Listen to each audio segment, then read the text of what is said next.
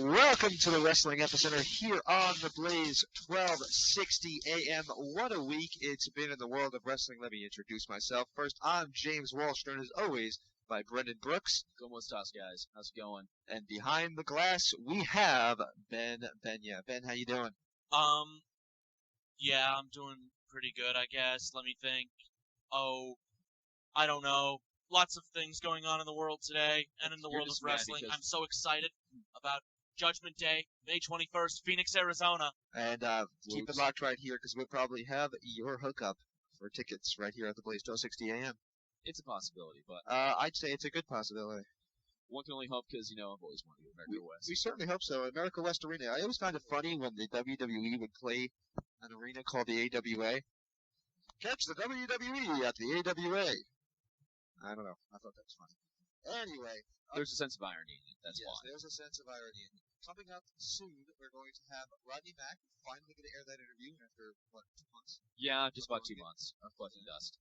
Rodney Mack is going to be aired tonight, as well as the Fallen Angel, Mr. Millions, and hopefully we're going to be joined by the Queen of Extreme, Francine, momentarily. She's probably still doing her taxes right now. Yeah, the Queen of Extreme is out doing her taxes today. Possibility, yeah. Actually, hopefully she'll join us. This last night there, she was going to join us tonight. So when she calls us up and lets us know, we'll turn it to you right on Blaze 1260 AM. Did I say Blaze 1260 AM 1.5? Yeah, you're supposed to plug the Blaze 1260 AM. Woohoo! You're supposed to plug the station at all times. Arizona State's pride in the desert. Is that our whoop, whoop, whoop. No, it's not our slogan. It's ASU's original alternative, but to be honest with you, I like this slogan better. Yeah, it's kind of cool. Take that, marketing. Alright, so jumping into the stories. Yes, jumping into the stories. Last week we had somewhat of a theme, and that theme was the absurdity of wrestling. It continues, Rob. Well, it does continue, but this week the theme, sort of, is the effect of the internet on wrestling. Yes, the internet in general. How kind of the whole message board clip thing is kind of, I wouldn't say gone too far, but I would say more of the, in essence, how news kind of just really traveled very well. Ben, we have Colin. We have Francine. Just as we started, right as James started speaking, Francine calls in. So you see how that happens? Never underestimate the Queen of Extreme. Francine, are you with us? I'm with you. How are you guys tonight? Excellent. Doing pretty good. You sound wonderful tonight. I'm in a good mood right now, yeah. Yeah, plus you're not clicking, which is good too. Oh, okay, yeah, I don't know what happened with that. That's weird. Well, I'm glad that it's not. So, all the taxes done? All the taxes are done. Good. April 15th is, Fox. Yeah, next month. I know. Yeah. I know. But, but this year you can, you don't have to pay till April 17th. Oh, really? Is that true? Yeah, because, April 15th falls, I believe, on a Saturday. Oh, sweet. Oh, okay. That's what my accountant told me anyway, so. Oh, okay. Well, I'll take his word for it, because I don't know anything about that. Yeah, we haven't made enough cash in our lives to really worry about taxes. I the see. same way I have, but I just, I'm lucky because my father has the same name as me, so I just kind of divide it into one person's taxes, and if the government's listening, I'm getting in trouble. I owe, so I'm not too excited now. about it. Right. Well, it's a lucky thing that I have. So let me ask you this, Francine. Yes.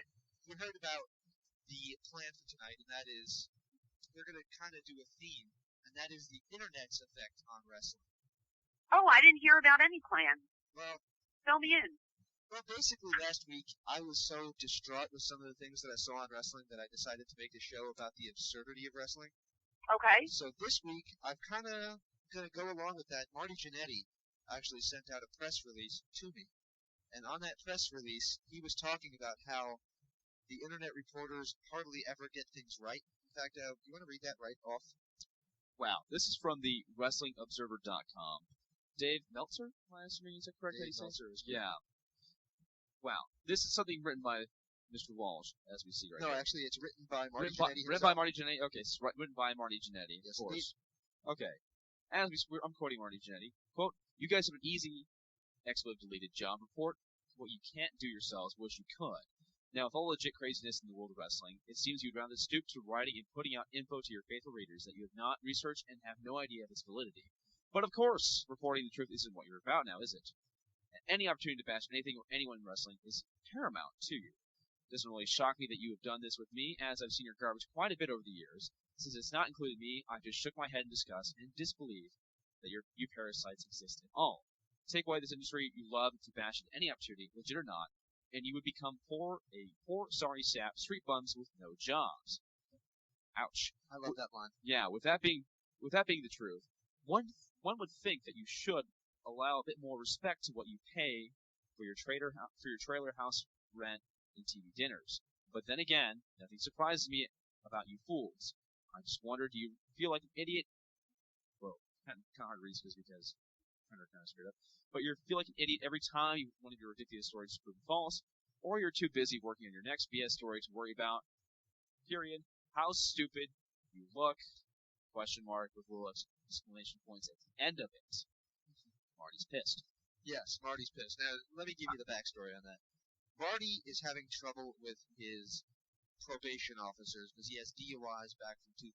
I'm not defending that action, whatever. It's in the past. It's in his past. He's open to it. He admits it. Whatever is whatever. That said, he was supposed to be able to travel, and for some reason they put the axe to that. And that's the reason that he's having trouble with the WWE, even though behind the scenes, WWE's officials are trying to get his probation lifted so he can travel with them because they do have plans for him and Shawn Michaels together. Okay, so now that I've bored everybody, of course Dave Meltzer goes on his website and starts posting this stuff that Marty's back on drugs and all things like that. Let me ask you, Francine, from somebody who's had some stories written about her in the past, what is your reaction when you read something that's just blatantly not true about herself?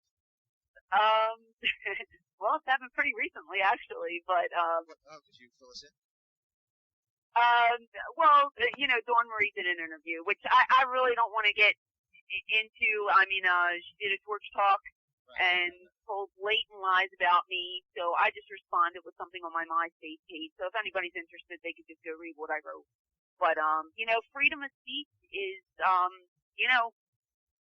it's running. It's running everywhere, and anybody who has a computer can basically say whatever they want about anybody. Well, it's freedom of speech. I don't like it, but there's nothing you can do about it. When people praise you, hey, that's all good and everything, but then as soon as somebody bashes you, it's wrong and this and that and the other thing. I think journalists have to make a living just like everybody else, but, I don't really, it's one thing to say, Francine sucks as a performer. Right.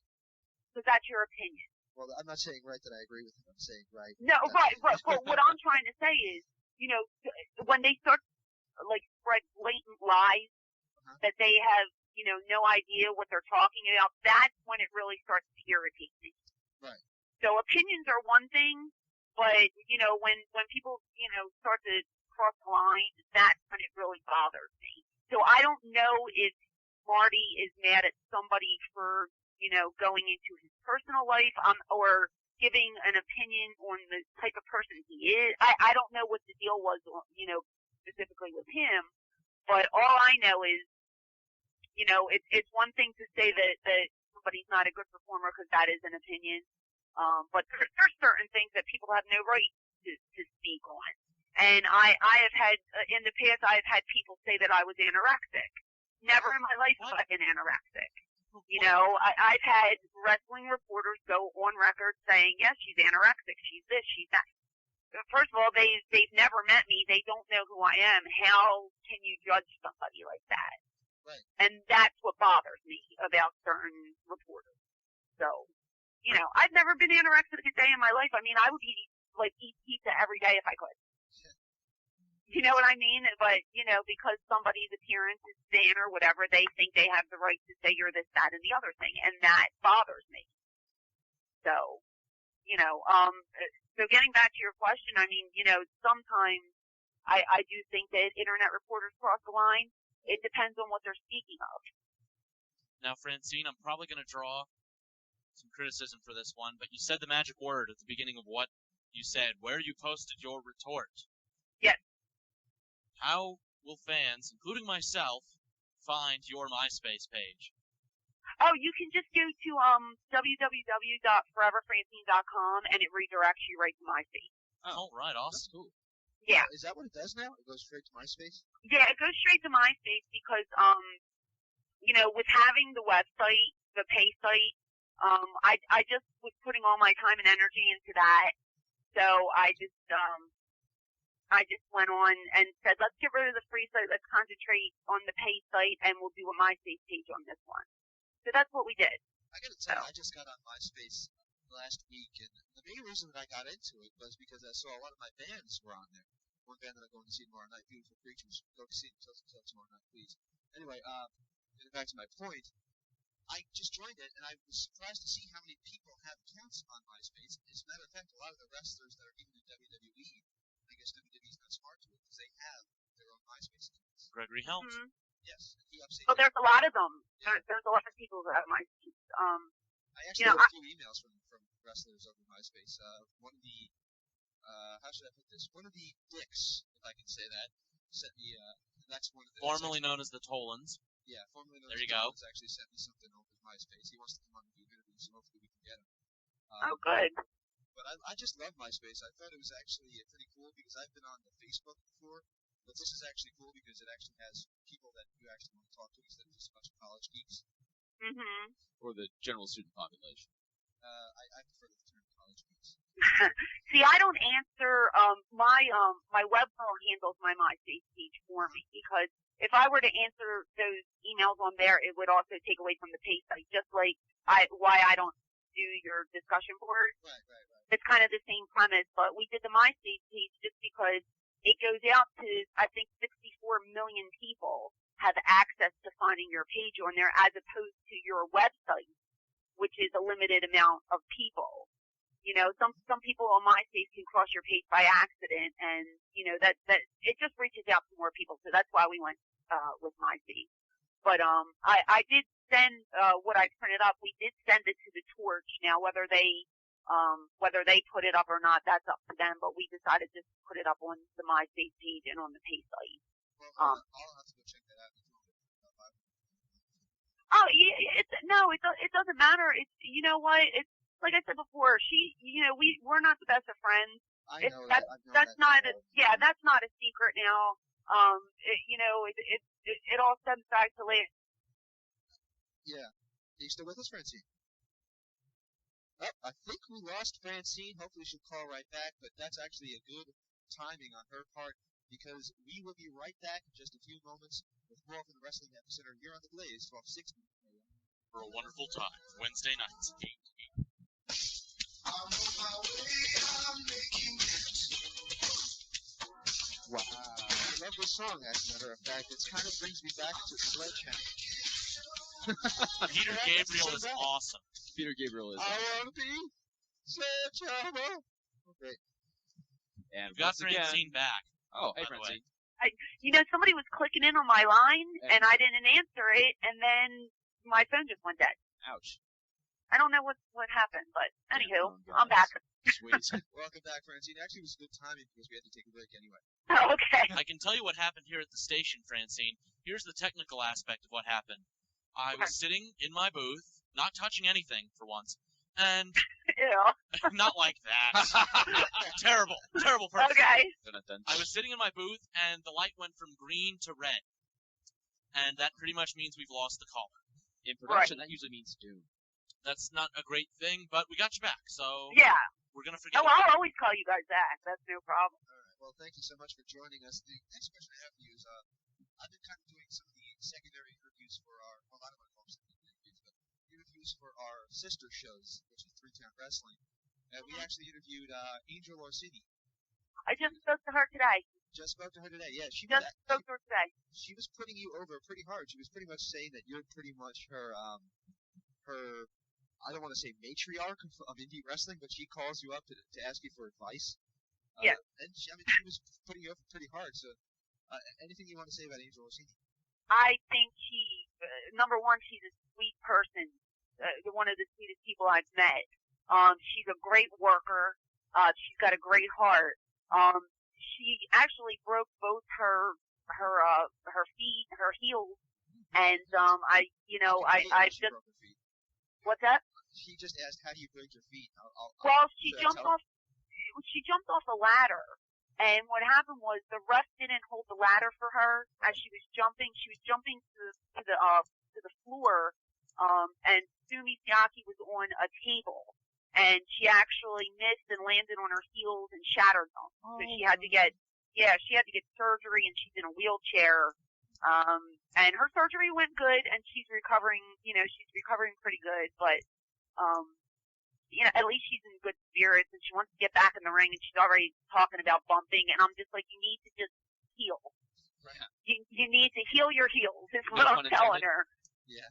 Yeah, let's not even think about taking bumps, and, just rest up, and, because, and I try to tell everybody, if you come back too soon from an injury, you're just going to get re-injured again, and then you're going to be out another 6 months, and then what are you going to do? Plus, it could get worse, too. Exactly. So, but anyway, I love her. She's one of my best friends, and she is tough as nails too. She's a sweetheart. She's a great worker. Like I said, she is tough. I mean, she could go toe to toe with anyone and kick their ass. So, I just want to wish her a speedy recovery, and I hope she gets back in the ring soon. And you can hear at 3countwrestling.com. Now, I want to ask you this. Continue with the theme of the internet's role in wrestling. Obviously, there is positives to the internet, and that is, first of all, it keeps wrestling fans that are completely devoted and diehards, I guess you would call them marks, completely into the business, and they follow the web boards and everything, and they keep up with the websites. So in that regard, it's really good. Plus, it's actually really good to you as well. Oh, absolutely. I mean, I make a living off of my computer. You know what I mean? I'm not saying the internet is all bad. Right. You take the good with the bad, and part of the bad is when you get smart as, and I'm not talking about any of you, so don't think I am, but, I've done some interviews where they try to pry, they try to get you to badmouth other people, they try to delve into your personal life, and, that's not cool. And you should just respect the person that you're interviewing, and, just, if they tell you not to do something, but then, I told one guy, please don't ask me about my personal life. Then he waits to get me live on the air, and then he starts nitpicking and mentioning names that I did not want to mention. And I'm just like, you're supposed to respect me. I'm supposed to respect you. How are we going to do this? So I just feel that, sometimes people cross the line, but usually, you can conduct a great interview, and you don't have to get raunchy, and you don't have to, ask questions that are inappropriate. So about 6 months ago, we kept begging you to get us Daphne, and it wasn't necessarily that we wanted Daphne on the show that badly. It's that we heard her do an interview with another show. Right, I'm not trying to insult that other show by any means, but they were so disrespectful, and instead of treating her like a talent that's had a pretty good career, I mean, she made it to WCW. That's something pretty impressive, really. right. Instead of doing that, they decided to ask her all about CM Punk. And I was like, yeah, and that's it's disrespectful. It's personal information. If she chose to talk about it, I'm sure she would have either brought it up or told them, hey, ask me this. right. But I know Shannon very well, and I know for a fact that she doesn't want to, discuss anything like that. So, that's, and I'm still going to get her for your show. She went through, a little bit of she was moving, and she was out of touch a little bit with everybody. But, I got her back into wrestling, and she's doing shows now, and, not full time, but, she's dipping her feet into the water again. So I will have her on the show for us. Well, thank you so much. I do appreciate it. Yeah. But, still on Shannon, another thing that they were doing was they would ask her questions about people, and then whenever she mentioned your name, they called her a name drop. I mean, I'm not cocky by any means, but when I heard this interview, I was like, I want to have her on, not because I think, I'm the greatest thing ever, but I want to show these kids how it's done. You can do a respectful interview without being, over the top? Yeah, you don't have to be Howard Stern. Right. Because there's only one Howard Stern, and that's the way it should Exactly. Right. Right. Well, you're also, a different type of interviewer. I mean, if that's the way they want to conduct their interviews, they're going to find that not too many more people are going to want to do their show. Well, they're finding that now. That's what I'm saying. So eventually they'll be off the air. So who really cares about them? You just keep doing what you're doing, and you'll get the stars on your show. All right. And before they start emailing me and telling me that I'm not bad mouthing you. I just don't agree with that one interview you did. See, I didn't hear. I don't know what it is. Who you're referring to. I didn't hear the interview, but all I'm saying is anybody who takes that route is eventually going to crash and burn. Well, you'll be happy to know that they keep begging me to for me to give them your number, and I keep denying Well, I asked you not to give my number to anyone, so I appreciate it. Except for Matthew McConaughey, because, if you know him, you can give him my number, but, anywho. That reminds me, did you see the Oscars this Sunday? I saw the last hour. Was it as boring as I... 3-6 Mafia? What was that about? Yes! Yes. That was crazy! That was crazy. That made it worth watching for me. Not that I'm a fan of them, because I don't even think the song's very good. But but look at it this way: the Oscars are so stuffy, and when those guys came out, all I did was hysterical laugh. It was a great moment at the Academy Awards. You can't say it wasn't. Did you manage to catch when they actually won the award? How, yes. Unlike a prepared acceptance speech, you're up there, oh my God, we won! It was great! Yes, we rule! It wasn't, it was so great! These people were the best. Jon Stewart was even making fun of it, as subtle as he was trying to be. You still caught it if you were an intelligent person, you know? It was just very funny. He was trying to make the show, stuff. like, somewhat entertaining, because the whole concept, or all these films these years were, like, really, really serious and whatnot, so you can have some lifeline into it. See, I saw the movie Crash. That's the only movie that I actually saw that won. Yeah. And I didn't really like it. I didn't like it either, to be honest with you. I just thought it was pointless and it went nowhere. So, yeah, I mean, it was cool the way everything kind of came back to each other, like everything, circled and met. But, to win the Academy Award, I wasn't really into it. So. Well, I think that they did that more because everybody was expecting Brokeback Mountain, right? Which I still want to see that too, but it's a very sad movie. Let's put it that way. Oh, I do. I want to. It's a love story. It's a very very sad movie in general to kind of watch. You're like, man. Oh. It's a real downer movie. I think that's me. Is it really? Yeah. See, it should have been up for best song. Oh, yeah. What song did they have on there? Save a Horse, Ride a Cowboy. Oh my God, that's awesome. That's the song that Drew Lachey danced to on the Dancing with the Stars. Boy, didn't he look wonderful, too. It was the best performance of the year. I loved it. Oh. Stacey came so close. I'm sorry. I agree with Kenny Don't Babe. get me wrong. Stacey's wonderful, but that performance was the best performance I've ever seen on that show. It was awesome. We were hoping Stacey was going to win that. I'm the only person who never actually watched the show. Oh. I watched the last episode. Just because I watched the last maybe 3 or 4, but that dance routine just blew me away. I thought it was great, and the song was very catchy and funny. So, but Stacey's a beautiful girl. She did wonderful, and this didn't hurt her at all by losing. Actually, it kind of helped her a lot. I think it did help her because it's a big controversy that Jerry Rice couldn't dance, and the fan votes are what saved him. I don't know that she might take the road to rock did. God bless her, man. I hope she comes a huge star.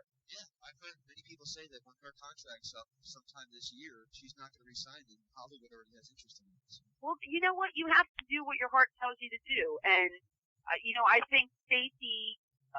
I don't think she wanted to be a wrestler forever. I don't think wrestling was her full-time gig in her heart. You know what I mean? I only met her the one time, and I remember when I did meet her, and she told me she just wanted to dance. And it was just after she won the WCW Nitro Girl thing. Right. So she wasn't really aware of what managers did and stuff, and she says she's not keen on bumping and this and that, and it's not for everybody. So she got her taste of it. She got her feet wet. She became huge. She's a beautiful girl, and now she's going to move on. And there's really nothing wrong with that. Because it's like getting a raise at work. Everybody wants to better themselves. Right. And it's like everybody, and I got to go into a quick short rant. Everybody and their brother that's on the internet decided to go bash The Rock for going out to movies. Yeah, okay. Why? You can make $20 million film and work half a year, 3 months, or you can make a quarter of that if you're lucky, and get your butt kicked every single night and end up getting injured. I'd rather take the first one. It's all about advancement, If you're satisfied, I've always been satisfied with what I'm doing. I never had aspirations to be an actress or be this huge star. All I wanted to do was leave my mark on wrestling. Anytime somebody would leave to either go to Vince or, to go to WCW, you got the "you sold out" chant. And I could never understand that because it's not selling out. It's moving to another location where you're going to get more money and it's a bigger audience. And you can't crucify somebody for wanting to do that. People have families, and you have to think of what's best for your career. So what's good for me might not be the same, for you. So nobody has the right to bash anybody. So you never agreed with the fans at the ECW arena when they started chanting "we sold out"? Absolutely not. Because it's all about bettering yourself. And not for nothing, if you're working for Paul Heyman and Vince McMahon calls you and says, "I'm going to give you $2 million a year," you either are really loyal and say, "No, I'm not going to go," or you sit there and say, $2 million is a lot of money, I'm out of here. Because basically it's all about your paycheck. Of course it's about entertaining. We all know that. But, people have families to feed, and you have to think about your at-home life before anything else. So, no, I never, ever criticized anybody for leaving the company. I was sad when people left because, we're like a family, but, God bless you. Go make your money because this business, tomorrow you might not be working. All right. Last question I have for you. Does that also go with Mike also? Mike, I heard Mike did some sort of shooter to me. He said that David left in the locker room that night. No, he didn't come in the locker room that night. See, Mike's story is a little different. Personally, I just saw Mike a couple months ago, and he explained his side because I never really knew what was going on. We were all at a point where we weren't getting paid. We were promised things, this and that. He did what was best for his family. But I think there could have been a way that it could have been done since he had the belt. I think he could have went about it a different way. But he did what he thought was best for him. Right. And I don't fault him for it. To a degree, I don't fault him for it. And I would right. say this about Mike Awesome, having interviewed him, and I don't know him personally. Right. The man that I interviewed, not what you'd expect seeing him in the ring. He's a really nice he's guy. Super nice guy, super sweet, super family man. Kids, his wife. I mean, we all went out when I was down in Florida the last time. And just had a really good time, and it's been a while since I saw him, so it was nice to see him again and hang out. And he's a great guy. And the way he did it, not too keen on it, but he had to do what was best for him and his family. Well, closing up on this internet debate or internet discussion, would you mind giving us a plug for your website? Absolutely not. It's www.missyhyattandfrancinetv.com. And I just want to tell you why I have you on the phone. I'm leaving for Florida Friday, so I will not be available next week. Well, that's good because neither will we. We won't be either. Oh, you're not on? Spring break. Wonderful. Well, that works out wonderful then. Sweet. So I can give you a call in 2 weeks, and we'll be great from there. You gonna be taking some pictures down there? I'm actually going to Disney. Oh, sweet. Yeah. Way to go, Francine. You're the greatest. What's that? You're the greatest. I'm going to Disneyland for spring break. So you're going to the world. I'm going to Disney. You're going to California? Yeah, have a wonderful time. You too. But don't go on the giant Ferris wheel in California Adventure. Oh, yeah, I made that mistake a bunch of times. I'm telling you, you'll poop your pants. It's the scariest ride ever. It is. It's terrifying. Is it that bad? Yes, it is. Did you watch my video of that on the site? Go watch it because oh my God, it's the whole page rocks and you feel like you're going to tip over and you're like 5,000 feet up in the air and your cage is just swaying. I was freezing, then I was sweating, then I was freezing, then I was sweating. I mean, it was the worst ride and worst experience of my life. So don't poop your pants. But if you go to Epicenter, do not go on that ride. What is it called? When you fall, it's supposed to fall from 13 stories. That's MGM. That's MGM, and that's the Tower of Terror. I went on that. Tower of Terror rules. So it was awesome. This is worse than the Tower. This is the scariest thing I've ever done. And I thought the teacups were scary because it made me throw up. This thing will kill you. I'm telling you. Height, you're swaying, it's freezing. Oh my God. At this time, please press star 1 if you do have a question at this time, please. One moment.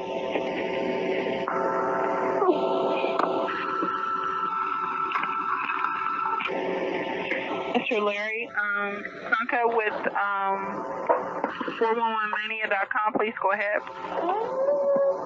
Yeah, hi, Chris. I'd like to thank you today. This is Larry Zonka from 411 Mania. How you doing? Good, how are you? I'm great. First question is, for the bulk of the last year, you've been battling on and off with AJ and Joe, and you guys have had some really excellent matches, in my opinion. Apart from those two guys, who on the roster do you think you could attain the same level of in-ring excellence with after you're done with these guys?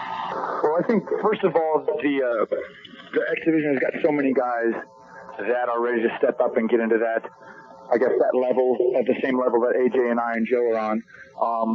The first guy that comes to mind is Chris Sabin, but certainly guys like Alex Shelley are ready to come up, guys like Jay Lethal. A matter of the opportunity. When they get an opportunity, I think they're going to show people that they're ready to be at that level. So those are the first three names. But I mean, Sanjay Dutt, Austin Aries, and Roderick Strong. All these guys are immense talents. And I think once the opportunity comes, they're going to show people that they deserve their time in the spotlight. Great. When all's said and done with your TNA run, what are you going to be the most proud of?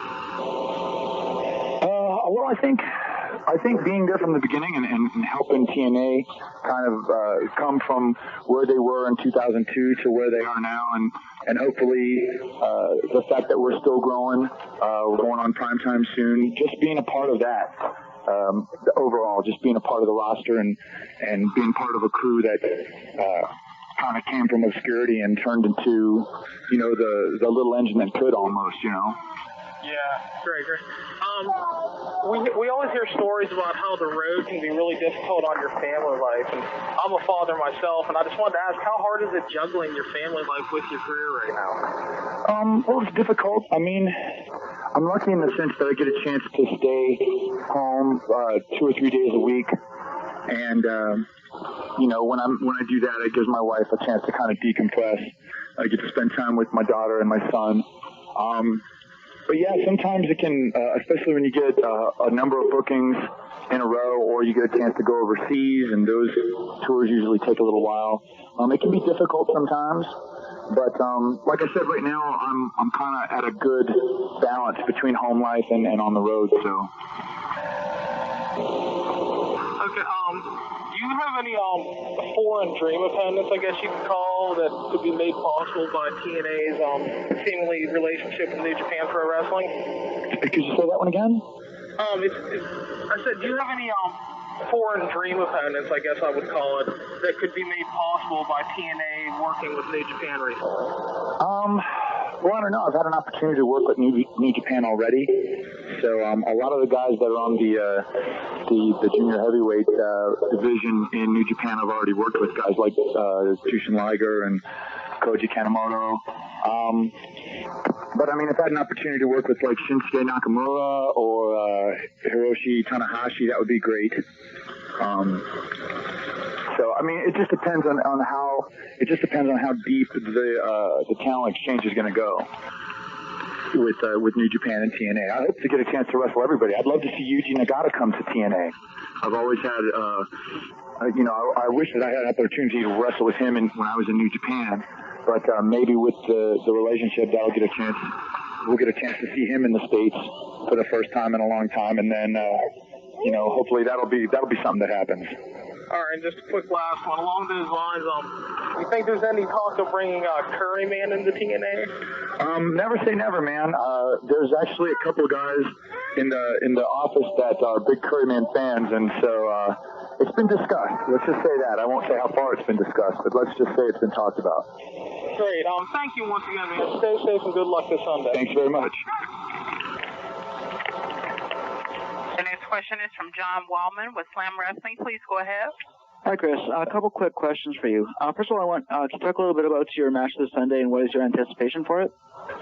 Well, Ultimate X is kind of difficult. I mean, it's such a different match in terms of, there's really nothing that you do in a wrestling ring that'll prepare you for hanging from cables like that. So, I mean, it's a difficult match to prepare for, but I've done it before. I've had success in it before. So it's just a matter of, getting a good strategy and knowing the people that you're wrestling against.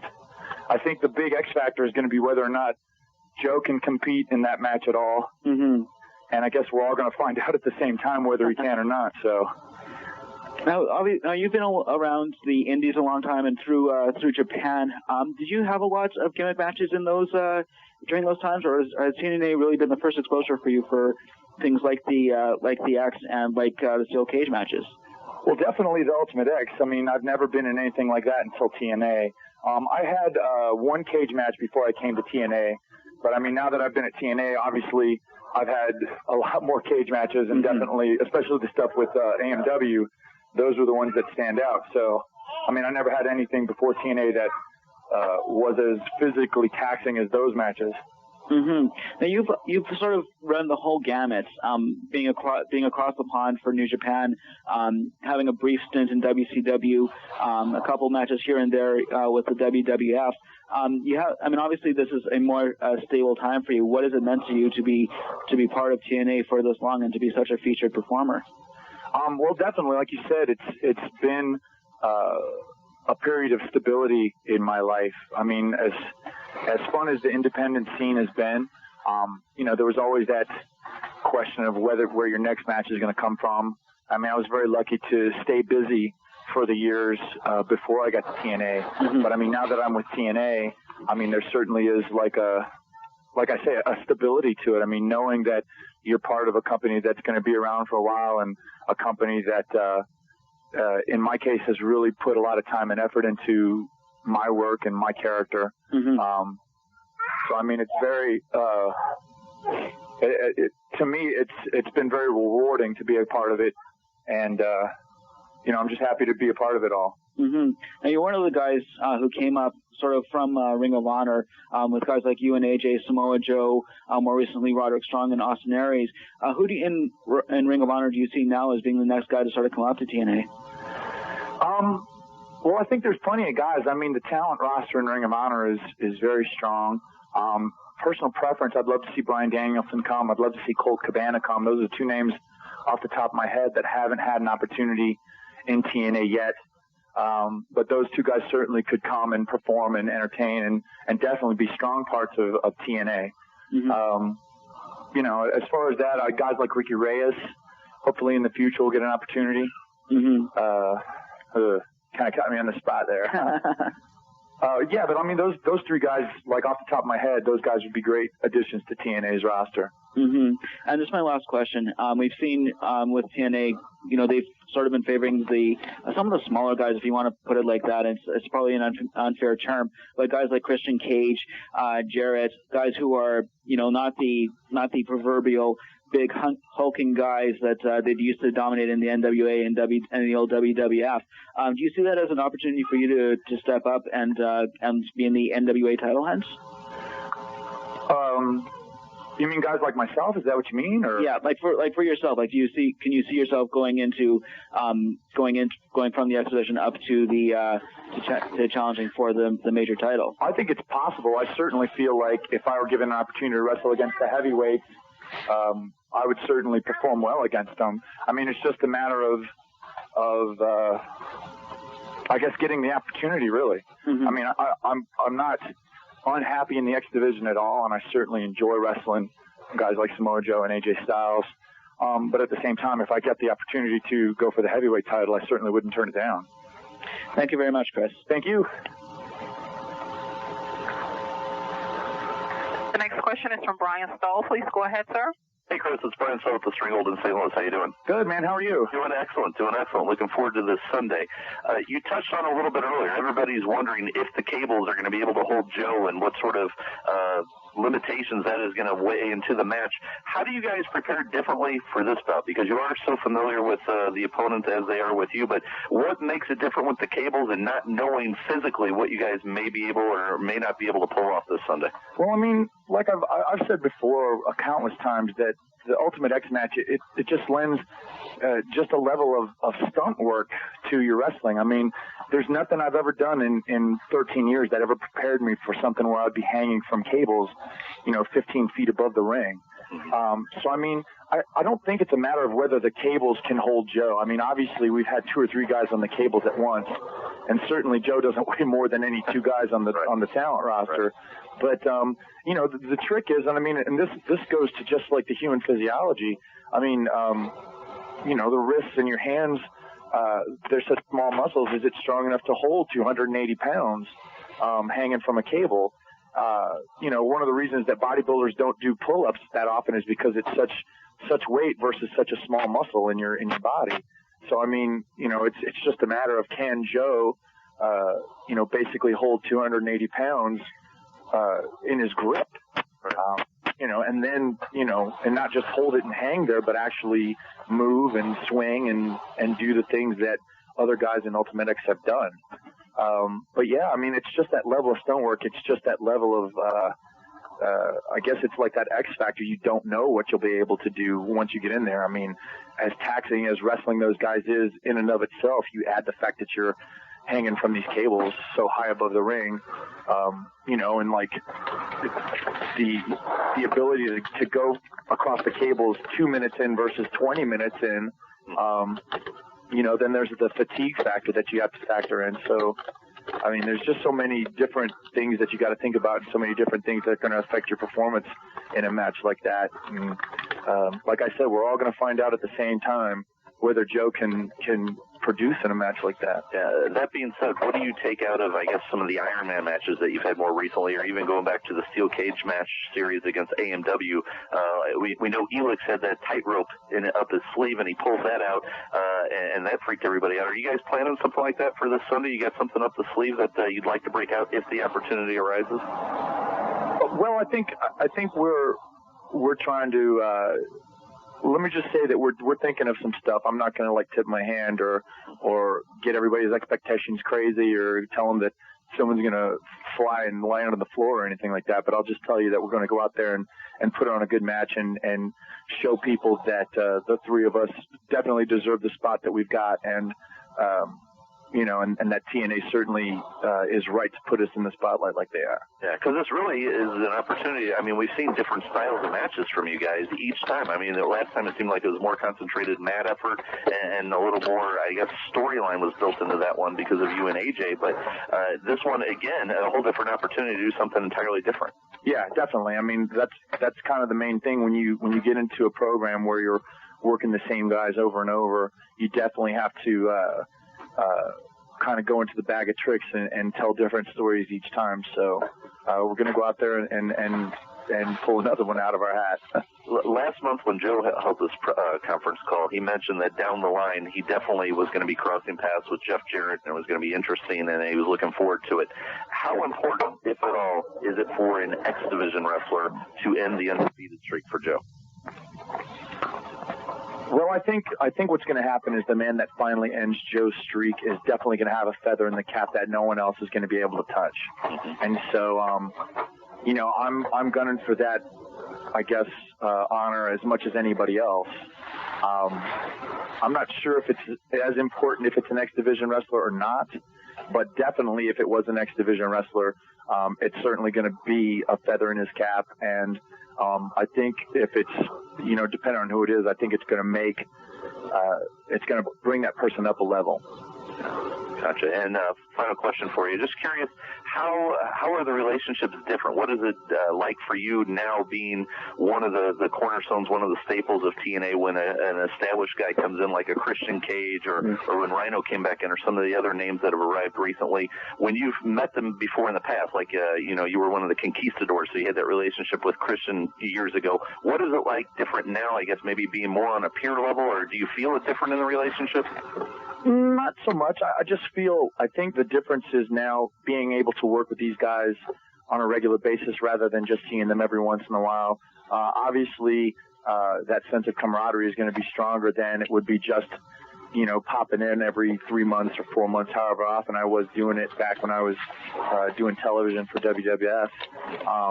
Just the sense of being part of the same team. I mean, that definitely is a positive in my book. I mean, I've respected those guys for so long, and finally being on the same side, as it were, or being part of the same team and being part of a group that's making an effort to make something really good in terms of TNA. I mean, that means a lot to me, and I'm sure it means a lot to them as well. As always, appreciate the time. Good luck on Sunday. We'll be watching. Thanks very much. Thanks. next question comes from Chad Eiler. Go ahead, please. Hi, Chris. How you doing? Good, man. How's everything? Oh, it's going great. Listen, with only three of you in this Ultimate X, is there a bit of a different dynamic than when you have the fourth participant, or is it pretty much still the same kind of mindset when you're going into this? It's kind of the same. I mean, it's not. I mean, it's just a matter of the numbers. Like the first one that I was in was one of the few times that they had 4 guys in the match, and you know, it's just an extra person to be aware of when you're working the match. You know, I think that the concept of Ultimate X originally was just to have the 3 guys in, you know, and battling all at the same time. But yeah, I don't think it's that completely different. It's just a matter of everybody's going to get that opportunity to kind of shine and you know, do their stuff and get an opportunity to perform. So on the website today, they were having to have a poll about the most anticipated match, and this morning you guys were running away with 68%. Does a main event position like that on a pay-per-view, how much does that mean to you personally, being in the business so long and this really being the focal point of the show? Well, I feel like it's kind of like reaping the benefits of hard work. I mean, I've had the opportunity to main event a TNA pay-per-view twice now, and both times we've come away with something really special. The first time being the cage match, and the second time being the first 3-way. And I just feel like when they give me this opportunity and we kind of hit a home run like that, it just proves that TNA's got the right mindset to put guys like myself, guys like Joe, guys like AJ in that main event slot. And I mean, it also kind of goes kind of against what the WWE's thought process is, in the sense that it's very rare that you'll ever see their cruiserweights be given an opportunity to headline in that respect. So I mean, it goes to show that we certainly can perform and certainly can produce when we're put in that position. Absolutely. Do you think that you guys are going to hopefully have some kind of influence on the WWE at some point, and that maybe the smaller guys, the non-monsters? I don't know. I don't know if we will or not. I mean, obviously they're paying attention to what we're doing, and they're definitely aware of us now. I mean, they can say that they're not, but I mean, actions say otherwise. So I don't know though. They've had that same mindset of guys under a certain weight not being able to perform or not given the opportunity, or whatever their thought process is. And I mean, there's a few exceptions to that rule. Like they've always been behind Rey Mysterio in a sense. Right. But even so, I mean, you know, depending on whether they give him an opportunity to be world champion or whatever, I mean, I don't know if they ever will or not, and if his size is a factor in that. You know, that's a question that they would have to answer. But I certainly feel like if there's any question as to whether cruiserweights or X Division guys or whatever you want to say, if there's any question to whether they can perform when they're given a main event slot, all you have to do is look at the stuff that we've done. And I think that proves the answer is affirmative. Chris, one last question. With the switch to primetime on Thursdays, you guys' ring quality, I mean, match quality has been through the roof. I don't think that you guys can improve on that anymore without, you know, killing each other.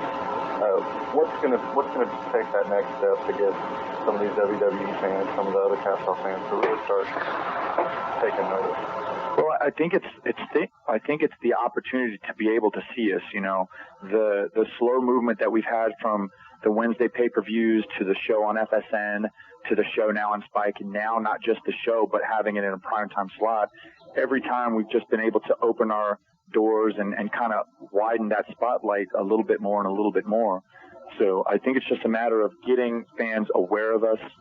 And, you know, in my opinion, once a fan watches TNA, I feel like they know that they're watching quality wrestling, and they're stuck and they're hooked. You know, and whether they come to watch us because they hear guys like Christian Cage and Team 3D and Rhino, whether they hear that they're now, or whether it's, you know, we hear about this X Division, whatever's bringing them to the table, that's fine, because in the end, what's keeping them there is all of our effort. And so, in my eyes, I think it's just a matter of getting people aware, you know, and I think the first couple of months that we're in prime time are going to tell the tale. And, you know, hopefully it's going to be constant upward progress. That's what I'm looking for. All right, Chris. Well, good luck on Sunday. And Thank you very much. Next question comes from Scott Fishman from the Miami Herald. Go ahead, please. Hey, Chris, how's it going? Good, man. How are you? Pretty good. I consider you mentioned your past encounters with Samoa Joe and AJ Styles. I just want to know if there was any added pressure going into this Sunday. Well, you know, whenever you're put in a position to be a main event or to be in a program that's this prolonged and gets this much exposure, certainly there's pressure to perform, there's pressure to succeed. But I mean, it's something that after 13 years I'm kind of used to.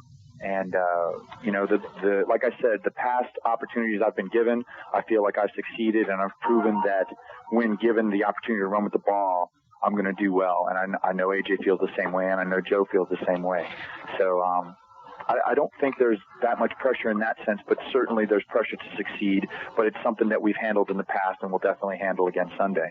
All right.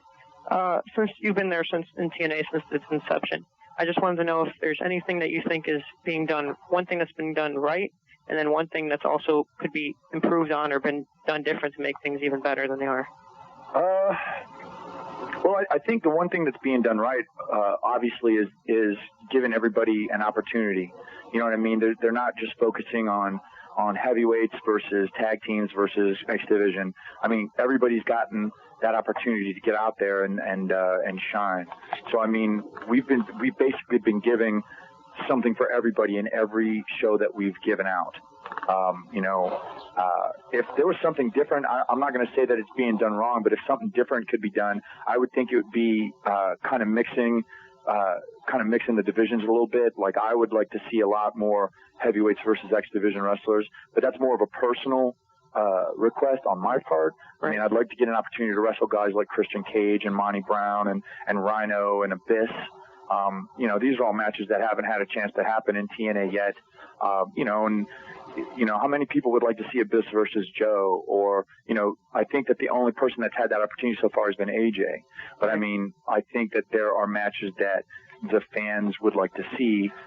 You know, if I had an opportunity against those guys, if Joe, if Chris Sabin, you know, so I mean, those are matches in the future that I think could happen and definitely have a lot of intrigue behind them. I think it would definitely get the fans interested in seeing how X Division wrestlers and heavyweight wrestlers would wrestle and what kind of chemistry they would have. Okay.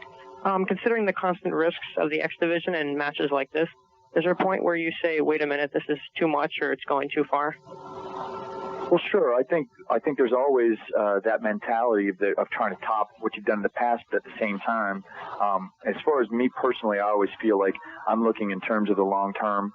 I'm always aware that there's going to be a match the next day, or there's going to be a match after the one I'm wrestling.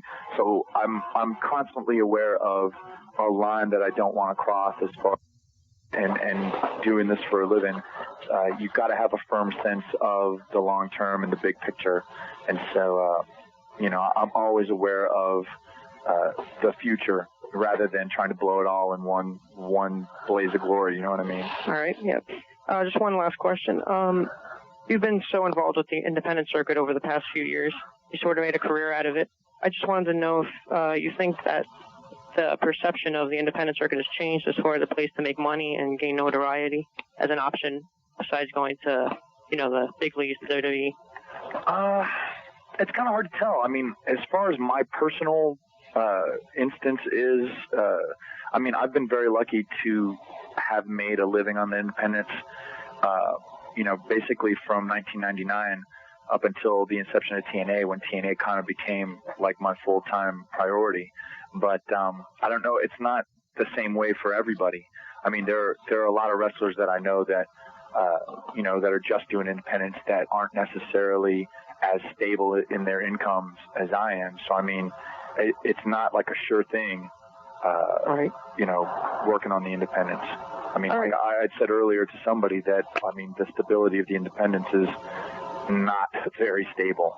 And, you know, you never knew when your next booking was going to come. And like I said, I was very lucky to stay busy, but not everybody is that lucky. So I don't know that the independence necessarily is a sure thing, or, you know what I'm saying? It's not necessarily that definite of a future for everybody. So.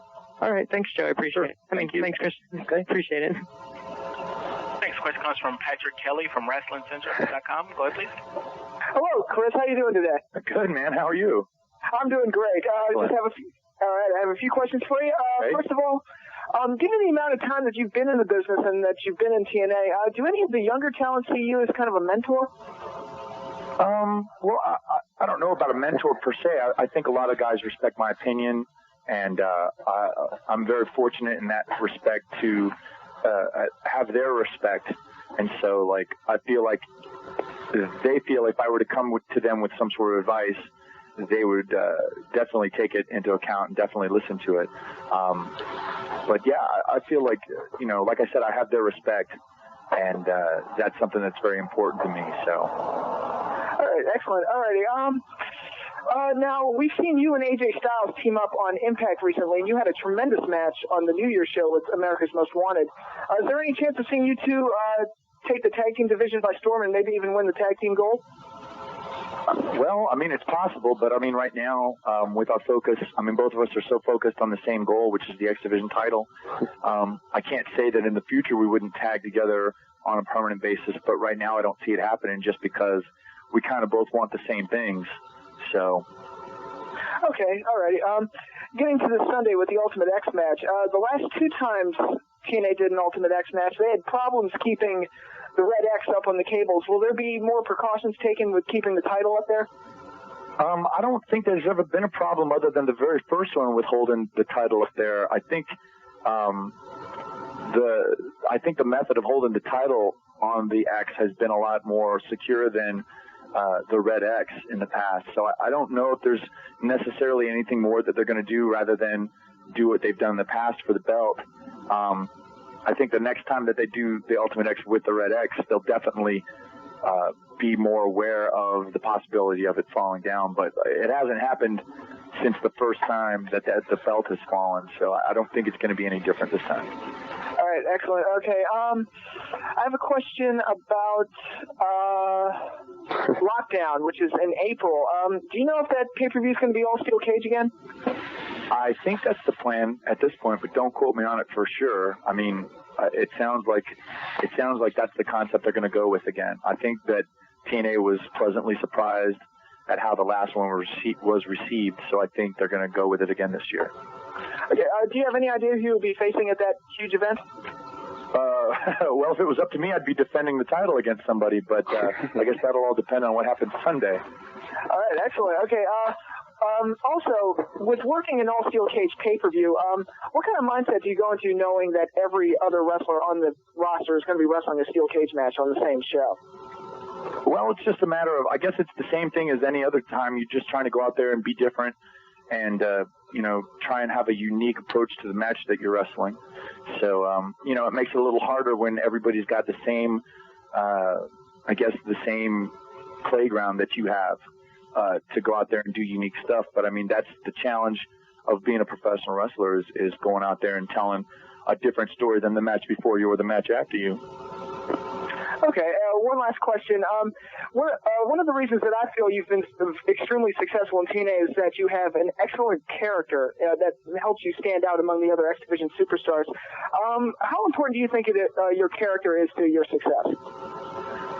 Well, I think it's definitely something that's helped me. I mean, I was lucky enough to get an opportunity to show that part of my character in the last year. I've had a lot more time behind the microphone. I've had an opportunity to do commentary, which has given me the opportunity to kind of put a character out there. I think that's one of the most important things. I mean, if all I got to do was if all I had the chance to do on TNA was just wrestle, and the only time you saw me was in the ring, certainly you'd see some of me, but not all of me. You know what I mean? Not all of my character. Mm-hmm. And so I think the guys that are showing the most, as far as like being well-rounded, are the guys that have the opportunity to get a microphone in their hand and put across their feelings. And I've been lucky, like I said, I've been very lucky to have the opportunity to be able to cut promos and to be able to do commentary and get my feelings across and get my character across. So I think it's very important. All right. Thank you for your time. I look forward to seeing you this Sunday. All right. Thank you. All right. Thank you. Okay, you ready for the next question? Sure. Okay, it's one additional question comes from James Walsh from Wrestling Center. Okay. Okay. Hi, Chris. How you doing? Good, man. How are you? Doing real well. I interviewed you about 3 years back, so it's good to be back on the phone with you. Thanks. All right. First question I have for you is, since that 3 years ago, TNA's seen a lot of ups and downs, and about a year ago was about as low as I think most of us thought it would ever go. Did you ever think, seeing how low the company went, becoming basically an internet company, did you ever think that you'd be in the position where you are now, where you're ready to take over primetime TV? Well, I don't think any of us ever thought the company was as low as you make it sound. I'm not trying to put it down by any means. No, I understand what you're saying. I mean, I was kind of worried, but I wasn't so distressed that I thought that the end was near, ever. I always knew that at some point we were going to get another television deal. I just, I thought it would happen sooner than it did, but we were lucky to hold out and get the thing with Spike. But I don't think any of us ever had the idea that the end was near. So, I mean, I think we were all we were much more positive in that sense. Like, we knew that something was coming soon. Right. So yeah, it was never an idea of, I don't think any of us ever looked at it as like the lowest point of TNA's existence at all. Well, that's good. That's good. The success of your DVD, Heaven Sent, Hellbound, has been pretty phenomenal. You guys have been doing really well, really good numbers. You actually were on the Billboard charts for the sports not long ago. Were you surprised at how well that's being received? A little bit. I mean, I wasn't sure how well it would do, just, being the first DVD of mine out there. But I've been very lucky that TNA has been very vocal about it, and they put commercials about it on the television show, and I've just been lucky that I've been a featured performer for them. So the fans of TNA have been very aware of it and have gone out and supported it and bought the DVD. So I'm very happy and very pleased with the way that it's turned out. One of the hot topics that we've had on our weekly radio show is the discussion of possible predetermined, or I know it's all predetermined, but I mean scripted matches behind the scenes compared to matches that are called in the ring. As a veteran yourself, what is your perspective on the differences between the two? Well, I mean, I think that every match that is out there is a mixture of both. I mean, there are some matches that get planned out from the front to the back, and then there are some matches that are very free-flowing and very, very much impromptu. And I mean, it's just a matter of a case by case by the wrestler. I mean, some guys are more comfortable going out there and feeling it in front of the crowd, and some guys are more comfortable having a set plan in their mind. I'm kind of in the middle of that. I mean, I'm not more one than the other on either side. I certainly like having not a plan in mind, but at least an idea of what I want to do. Right. At the same time, I think it's definitely an asset for a wrestler to go out there and be able to adapt and adjust to the crowd and hear what they're saying and kind of give them what's right at a certain point. So I'm kind of like in the middle of that. I'm not like on one side or the other. I'm kind of riding the fence on that one. So kind of a more fun question. A couple weeks ago, I was watching Comedy Central and I saw Distraction, and you made an appearance on there as the Curry Man. Right. When exactly was that filmed? That was filmed. I want to say like October of last year. It's been a while. I mean, they've been filming that season of that show for a while. And so, yeah, I want to say late October. What made you decide to don the Curryman gimmick?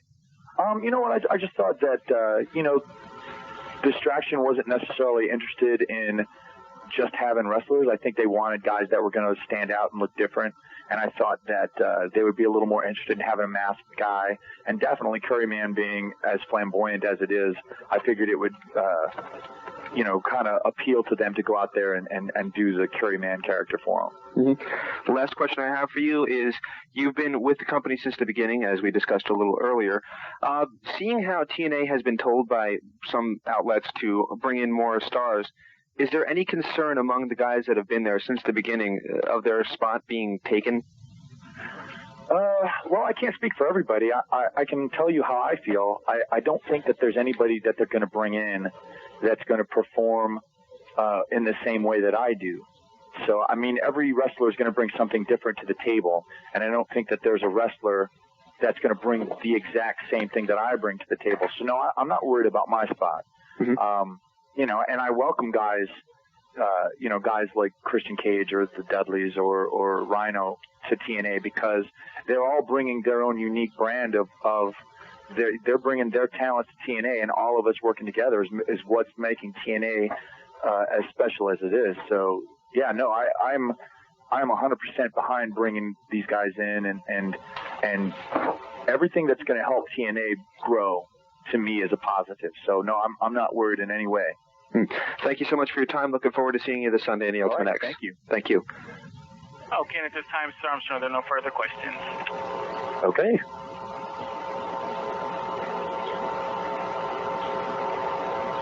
So do I hang up? Hello? Hello? Is everybody still here?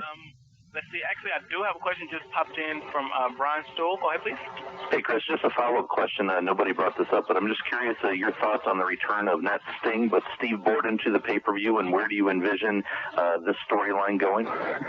You know what? I honestly, the whole return of Steve Borden or Steve Borden coming to the pay-per-view was something completely out of left field for me. I had no idea that it was going to happen. So your guess is as good as mine, man. I'm not sure how this is going to play out, but I'll definitely be watching. Gotcha. Any other match on the pay-per-view? I know obviously your focus is going to be on your match, but before or afterwards, is there any match that you're going to try and at least catch a little bit of? Well, I'm definitely going to try and look at the international showcase match, the four-way. I want to see the talent that TNA brings in from the other countries. I'm very interested to see who is going to represent New Japan in that bout. And yeah, so I mean that's probably the one that first pops into my head. So yeah, I definitely am going to watch that one. And I guess just one last question as well. You suffered a near broken neck years ago in that match with Mike Modest in the WCW bout. Right. And based on the more recent storyline with AJ throwing in the towel to rescue you from Samoa Joe, have you ever seen a match where it's had to been stopped, where somebody's thrown in the towel, or can you envision any sort of match where you would actually want a competitor to throw in the towel for you? Wow. Well, I think it's kind of hard to say. I mean, we're really not... I can't imagine myself in a position where I'd ever want the towel being thrown in. Mm-hmm. I mean, obviously, if I was so injured that I couldn't continue, I would hope that I would have the presence of mind to say so, or at least protect myself as best as I could.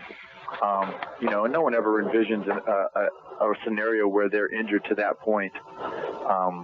So, I mean, it's kind of hard to say. I mean, I'm sure that there are instances where I would be so hurt that I would want to end the match right there for the sake of my health or my long-term career. But, at the same time, I always want to give 100% in my matches, and I never want to stop before I've given my all, so to speak. So, yeah, it's hard to say, man. It's really hard to say. Yeah, I was just intrigued because Joe talked about how he basically was taunting AJ to get him to throw in the towel for you, and you were pretty much unconscious at the time. But yet, we've seen in the past where you basically suffered a broken neck, and you still gutted it out to get to a finish. Right. So just a little intrigued about that. But again, thanks for the time, and we'll be tuning in Sunday. Okay, thanks, man. Okay, sir, and I'm showing there are no further questions at this time. Okay.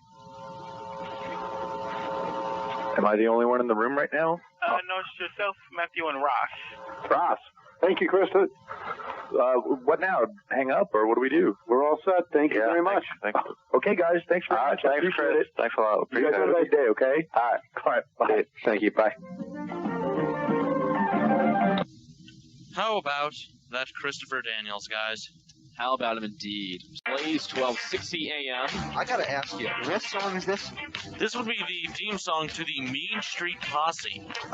Very appropriate. You want to talk about going out of your way to find music? Ben, you do this every week. You go out of your way to find music. I mean, I haven't even tapped in. I actually renamed all of the tracks, as I keep it playing because I love it. Yeah. I actually renamed all of the tracks to the genre my Windows Media to see just how many I have. Nearly 300, which, It doesn't seem like a lot. If you literally listen to some of the crap, it would be a whole lot. Good rumor right now, though, is that WWE Music will have a CD coming out, hopefully within 2 months for their WrestleMania stuff. The only problem is, once again, we won't get Randy Orton's theme song because he changed it. So if you want to find it, find an album or a site that carries Mercy Drive. Name of the band, Mercy Drive. Name of the song is Burn in My Light. It's actually not a bad song. It's really good for Randy Orton, but unfortunately they couldn't get the rights to it. And that was twice. They tried to put it on the last one, and they couldn't get the rights to it, so... That said, I have to criticize Mercy Drive real quickly. Go for it. Go ahead. Maven's theme song sucked. That was, actually I was expecting like a 20-minute long rant. But, that's it. That's very, very economical of you to do that. Yes. Well, Maven's theme song was probably the worst theme song I've ever heard. I hated it. Here's what Randy Orton needs to do. He needs to go back about 6 years and go to the WWE Aggression album. The funniest concept album I've ever heard in my entire life. It will be in here next week. Is that when everybody sang a song? No. That was when That's originals. When they took like the theme music and they got like other rappers like Run DMC, Snoop Dogg. I think Exhibit was on there. Yes, he was. And maybe Redman was on there too as well. Yeah, I hate it. Yep. I heard that. That's when Booker T changed his theme song, which pissed me off because Booker T will forever be known as the Harlem Heat Flames theme That was WWE Originals was when Booker T changed his theme song. Aggression came out in 2000. Yeah, it was kind of like before the big purchase happened. Although, to be fair, I think it had the greatest version of the Big Show's theme ever. Used to use it for the show before this, the Cronkite Chronicles, because I loved it. Wasn't it a little, like, heavier? Yes, it was, and it was a little more into the whole Western ragtime theme. Wow, that's kind of cool. Well, I actually saw Ragtime on Broadway. We're going to open up the phone lines. What's the phone number, Brendan? It is 965... 1260, and that's area code 480. Yeah, 480-965-1260 is the call-in number. Of course, it's just one line, so if we're busy, keep trying, and keep trying some more. We'll try to get you on. If not, hit the website. And James, what is that beautiful, wonderful website? It's www.wrestlingepicenter.com. Right now, the chat room is open. We got our boy Patrick from the Weekend Warriors monitoring the chat room for us. Thank you so much, Patrick. He's laying down the ultimate power, which is the moderator. And from what I understand, last week when I issued the open challenge for people to go nuts, somebody accepted. You came out of the ring and said, I want you to go nuts now. Yes, I said if they want to go nuts, tonight's the night. And Patrick caught them and banned them. Very good job, Patrick. I appreciate it. Wow. Very powerful thing. Right now, TNA Destination X for this Sunday. Absolutely. As we talked about with Christopher Daniels, what you heard was clips from the teleconference that took place yesterday morning. Unfortunately, I wasn't able to ask him much about it because everybody already asked him 10,000 questions. This guy's a very popular fellow. That said, I do want to discuss, first of all, the Ultimate X match. I guess it's about the 85th Ultimate X match. And it's Christopher Daniels against AJ Styles against Samoa Joe for the X Division title. Actually, I'm kind of looking forward to this match, actually. I have a lot of respect for Samoa Joe. I do, yeah. Apart from that, and as well as AJ Styles. But, it is kind of a tired gimmick to keep on running over and over again. But you know what? If it works good and the match doesn't suck, I've got no problem with it. I got to tell you guys, I really liked Impact this week, but I'll get to that in just a second. I think this match could be good. And I think that the real draw to this match is seeing a 280-pound guy in a match that's typically contested between a bunch of guys around the 200-pound mark. You got Samoa Joe, who's legitimately 280 pounds, it's a big guy, wrestling two guys that are maybe 200 to 220 at the most. It's going to be very interesting to see how they work around his size, how they're able to do high spots with a guy that's not typically airborne. Well, if you think it's going to be kind of like the WrestleMania match where you have Rey Mysterio and Angle, and Kurt Angle, and then you have the other big guy in there, I mean, it brings a lot of opportunities to really exploit the different styles in general. Absolutely. And that's what it really needs. Otherwise, it could just be a general high flyers match, if Samoa Joe wasn't in it. Absolutely, and that's what the Ultimate X has become. Now, the funny thing was we asked Chris Daniels about holding onto the belt. For those who didn't see, the first time that they had this happen, the belt kept falling off the scaffold, I guess you would call it, in the middle of the thing. It just kept falling off and off and off and off. So the second time that they did it with a belt, they put black electrical tape over the leather of the belt. The problem was, though, the tape didn't want to break, and a guy, Chris Sabin, had to hang there for like 10 seconds tugging on it. It looked like he was doing chin-ups. That's a lot of tape. Ouch. We got a caller. Mike, line 1 of 1. You there? Yes, sir. All right, Mike, how's it going tonight? Doing good. Just, getting through school. Hopefully to become a wrestler someday. Oh, it's the end of school already? Well, less than 3 months. Almost less than 3 months. Close enough. I'm getting out of touch, man. Cabin fever. Cabin fever, spring break fever, more like it. Yeah. All right, let's... Next week for us, guys, and I'm not doing nothing, but you guys are. Let's ask you, Destination X this Sunday. Christian Cage is defending the NWA title against Monty Brown. Decided to just go straight to the main event on this one because of how important it is. We'll get back to the, I believe it's, an 8-man tag match? Yeah. We'll get back to that one in a minute. Let me ask you first, the world title, Christian Cage, Monty Brown. I heard about this rivalry, seen a little bit of it. Do you really buy it as good, and is it something that they can promote as the headline match? This is an interesting pull for them to not have Jarrett in the main match. Well, I think it is, because I've seen them take each other on before at Turning Point. I thought it was okay. I mean, it looks like a decent, rivalry against each other. They have, a little past matches with each other, and, it's about time I finally saw an NWA World Heavyweight title match without Jeff Jarrett, and it's been, since September since that happened. Yeah, absolutely, and I'm very happy to see it myself. I gotta tell you, I'm not overly overwhelmed with the build-up to this match, but I will say this. I think that the match itself will be good because Monty Brown is a very underrated worker with a lot of charisma, and Christian Cage is perhaps the underdog or the internet's favorite, and for good reason. The guy is phenomenal. I think that if they haven't delivered in the build-up to the match, they will deliver in the match itself. Monty Brown, he kind of reminds, he's like Edge in the WWE. They're slowly trying to build him up to become a World Heavyweight Champion, but unfortunately, WWE screwed Edge on that one. Well, they missed a boat with Monty about a year ago. Yeah. When they turned him heel for no reason and everybody was confused. But I still think that there's a lot of life left in that Alpha Male character. Yeah. That said, up next is the 8-man tag event. Speaking of your favorite wrestler, Jeff Jarrett.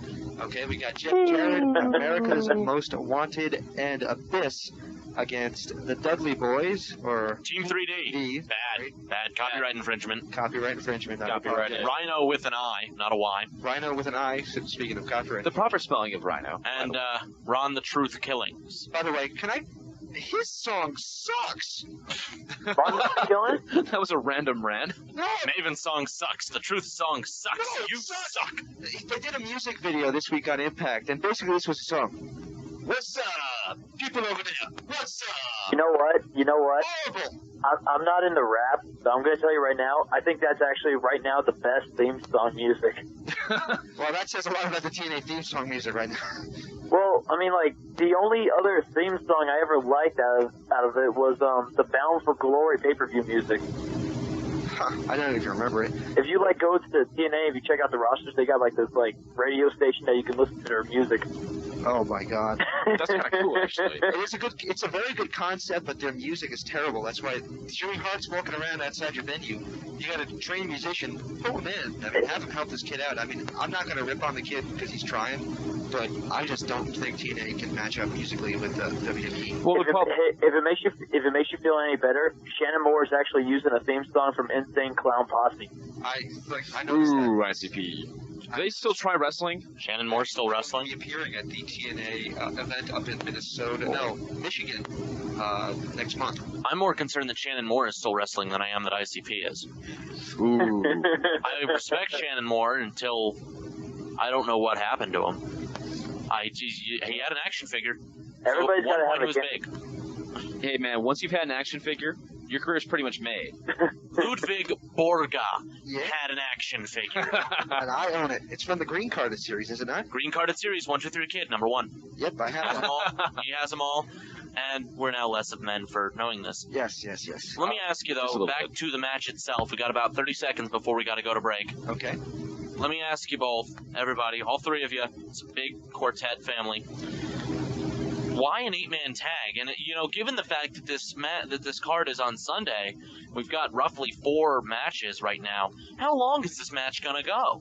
It's unusual for TNA, who usually loads their cards with 9 or 10 matches, to go, say, WWE style of 5 or 6. Right. Can they pull it off? Well, the risk you have running is either probably really boring the crap out of the crowd if they can't keep it going. Can Abyss go 40 minutes? That's the question. Can Rhino go 40 minutes? I mean, I don't can think, but it's can a tag Team match. 3D go that? Team 3D can go 40 minutes. It's a tag easily. match. It's a tag match, therefore they get breaks. But it's not a Survivor Series style tag match in which it's constant progression. It's just chaos. Yeah, it's one pinfall to the finish. But the draw of the pay-per-view is not the tag match, and it's not the world title match. It's the return of Sting and Steve Borden finally coming back to TNA. But it's not going to be Sting. As you said on Impact, it's going to be Steve Borden, and he's supposedly not going to be wearing the makeup. Why? Why come back then? I've seen it before. Yeah, we've all seen it before. I've seen it before. Well, have you seen it before? Books, magazines. Yeah. I'm not saying that's the draw of it. It's because he's coming back as the man, Steve Borden, who was stalked by Jeff Jarrett and his cronies. And supposedly he's coming back to get revenge on Jarrett. I am If I predict one, I'll predict this match right now. Okay, Jeff Jarrett, as usual, is probably gonna, look like he's about to win, but then Sting comes in and beats the crap out of him, and someone gets an upset pin. But I will tell you this: I won't be actually won. You wouldn't be surprised if what? If Jeff Jarrett actually won. It's possible. It's a distinct possibility. Halloween Havoc 2000. They know how to treat. They know how to treat wrestlers like crap. They don't. I'm telling you right now, they know how to treat wrestlers like crap. Oh yeah. That said, they don't make them kiss their ass though. Yeah, in a male fun bikini. But however, on that note, Mike, we gotta let you go. Yes. Thanks for calling. Good luck with the career, man. We hope to see you in the ring one day. Thank you. See you next. All right. Well, we'll be right back with more from the Wrestling Epicenter here on the Blaze 1260 AM. Actually, up The Blaze 1260 AM here in Tempe, Arizona, as we are now being joined by Rodney Mack. Rodney, how you doing? What's going on, man? It's an honor and a pleasure to be here with you guys. It's an honor and pleasure to have you on the show. Appreciate you, man.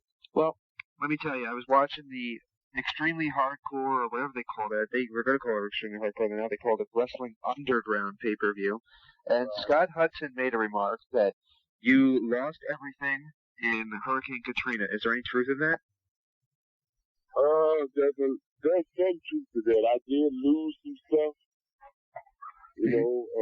but we were fortunate that we didn't lose as much as, a lot of the other people. We all came out safe physically. Absolutely. Family members were okay. We had a little damage, material damage, but other than that, man, we were grateful that, we missed the storm. Absolutely. Well, once again, we are grateful as well. What did you think of the Wrestling Underground pay-per-view itself? I thought it was okay. I really did, and I don't mean okay by putting it down. Mm-hmm. I thought it was all right. But, it was the first one, and there was a little bit of, mishap between the guys, Right. As far as for the business part. But, I think it would have been a lot smoother hadn't those things, came up. I really don't want to speak on it. Right. It's not really my business, but I think that, it's a good thing, and it would really work. Okay. Tell us a little bit about your childhood. What makes a talented athlete like yourself get into the crazy world of sports entertainment? To be honest with you, man, listen, this is no joke. I was born and raised on a pit bull farm. I had over 150 pit bulls as a kid, and I played with dogs the whole time. All I knew, my pastime, I lived out in the country, and I had about 10 acres of land. My pastime, my parents made sure that we stayed off the street. My pastime was to play with the dogs. Which is almost as dangerous as the street. Huh? Is that almost as dangerous as the street? No, not at all, because it's a misunderstanding about the pit bulls. Yeah, is it? Yeah, I mean, those dogs are just like kids. I mean, if you raise them right, you have no problem. I've personally raised over thousands of pit bulls, and I've never got bitten once. Wow. Not once. That's something to hang your hat on. Yeah. Absolutely, man. Well, let me ask you this question. You were trained by WWE Hall of Famer and the late, great Junkyard Dog. What was it like being trained by the legendary Junkyard Dog? It was awesome. It was a dream come true because JYD was my idol. Absolutely. And, going back to this dog business, everything was like meant to be. I mean, I was, like I said,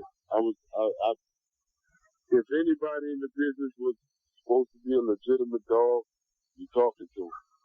I was born on the dog farm, and just everything else, it just happened. And when I got to him, dog didn't teach me much in the ring. He taught me a lot as far as the business aspect, He just would let me get in there. Of course, my background, I was the Louisiana Heavyweight State Champion in high school, so I knew how to wrestle.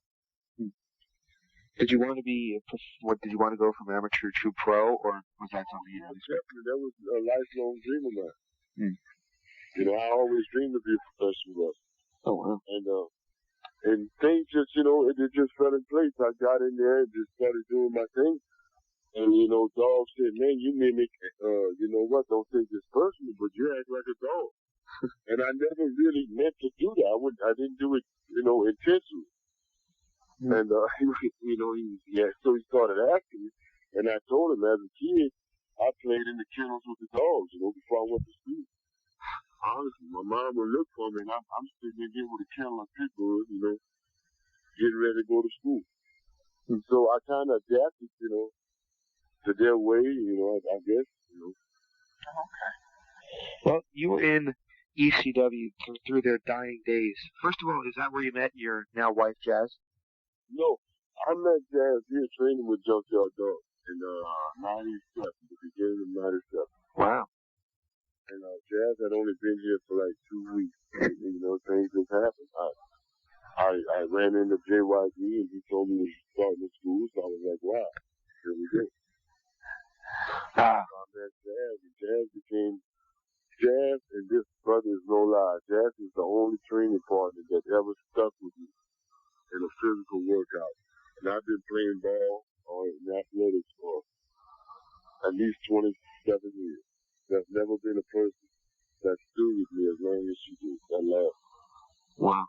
It's pretty amazing. You gotta love that. And really, that's what attracted me to Jazz. Well, of course, I'm married. She's a beautiful person, in my opinion, She's a beautiful woman. But that didn't attract me at the time. At the time, that wasn't on my mind, looking for a girl.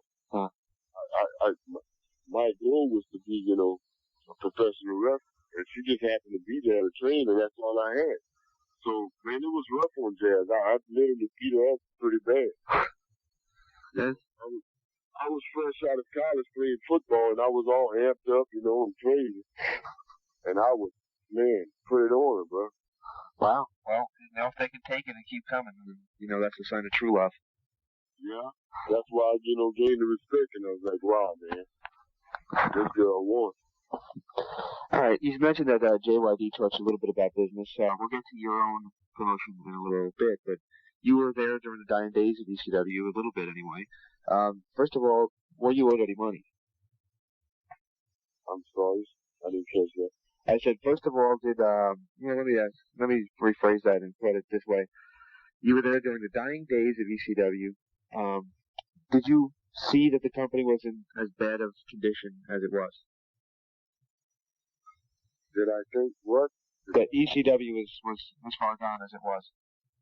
No, it wasn't. In my opinion, I don't know what happened. That has to be a political thing. In my opinion, ECW was peak. Everywhere we went, arenas were sold out. Yeah, like a lot of wrestlers, at least that I've heard from, a lot of them think, even though a lot of people think the company was dying, we were selling out arenas everywhere we went. Everywhere we went, man. And still to this day, if you get in the ring and hit somebody with a chair or do a nice high-flying maneuver, the chance starts. ECW. I don't care if you're in independent. I don't care if you're in WWE. I don't care if you're in Japan. I don't care if where you at. If you do something that simulates or reminds the people of ECW, the chance just, they're automatic. So that ought to say something. Yeah, and it does, and I think Francine made the comment on our show that when you go to an independent show, fans still chant ECW, but nobody ever chants WWE. See what I'm saying? Yep. And I haven't talked to friends. Exactly where I'm going with that, man. Let me ask you this: when you were in ECW, is that did Jazz like get you Jazz get you like your tryout there, or did you just No. I'm gonna tell you, Rod Price got us both a tryout there, and I want to say something about Rod Price. Rod Price is, in my opinion, he's God to wrestling. He's an unsung hero. He's one of the most underrated guys that ever laced a pair of boots. This man is psychologically, his philosophy of wrestling, I mean, just everything, man, is perfect. You know, and he's just a guy that never really got a shot. But I owe everything, all my success in this business to Rod Price, Jazz and I both. I mean, he taught us a lot, man. Does he run NW Florida? Does he need the promoter that runs NW Florida down in Florida? Sort of remember he was a booker down there. I have no idea. He may have for a while, if that's recently, it may be true because he was living in Slidell, and hurricane and stuff. So I heard he moved up to Florida for a minute, and I guess maybe that's true as a rumor, but I don't know for sure. Okay. But Rod Price is a mastermind in this business. Oh, I saw Rod Price back many years ago, back in the late '80s, and there was a few people in that territory. It was a couple of territories, as a matter of fact, that actually got on ESPN, and I always thought that he stood out. And then always, everywhere he went, like a sore thumb. In WWE too.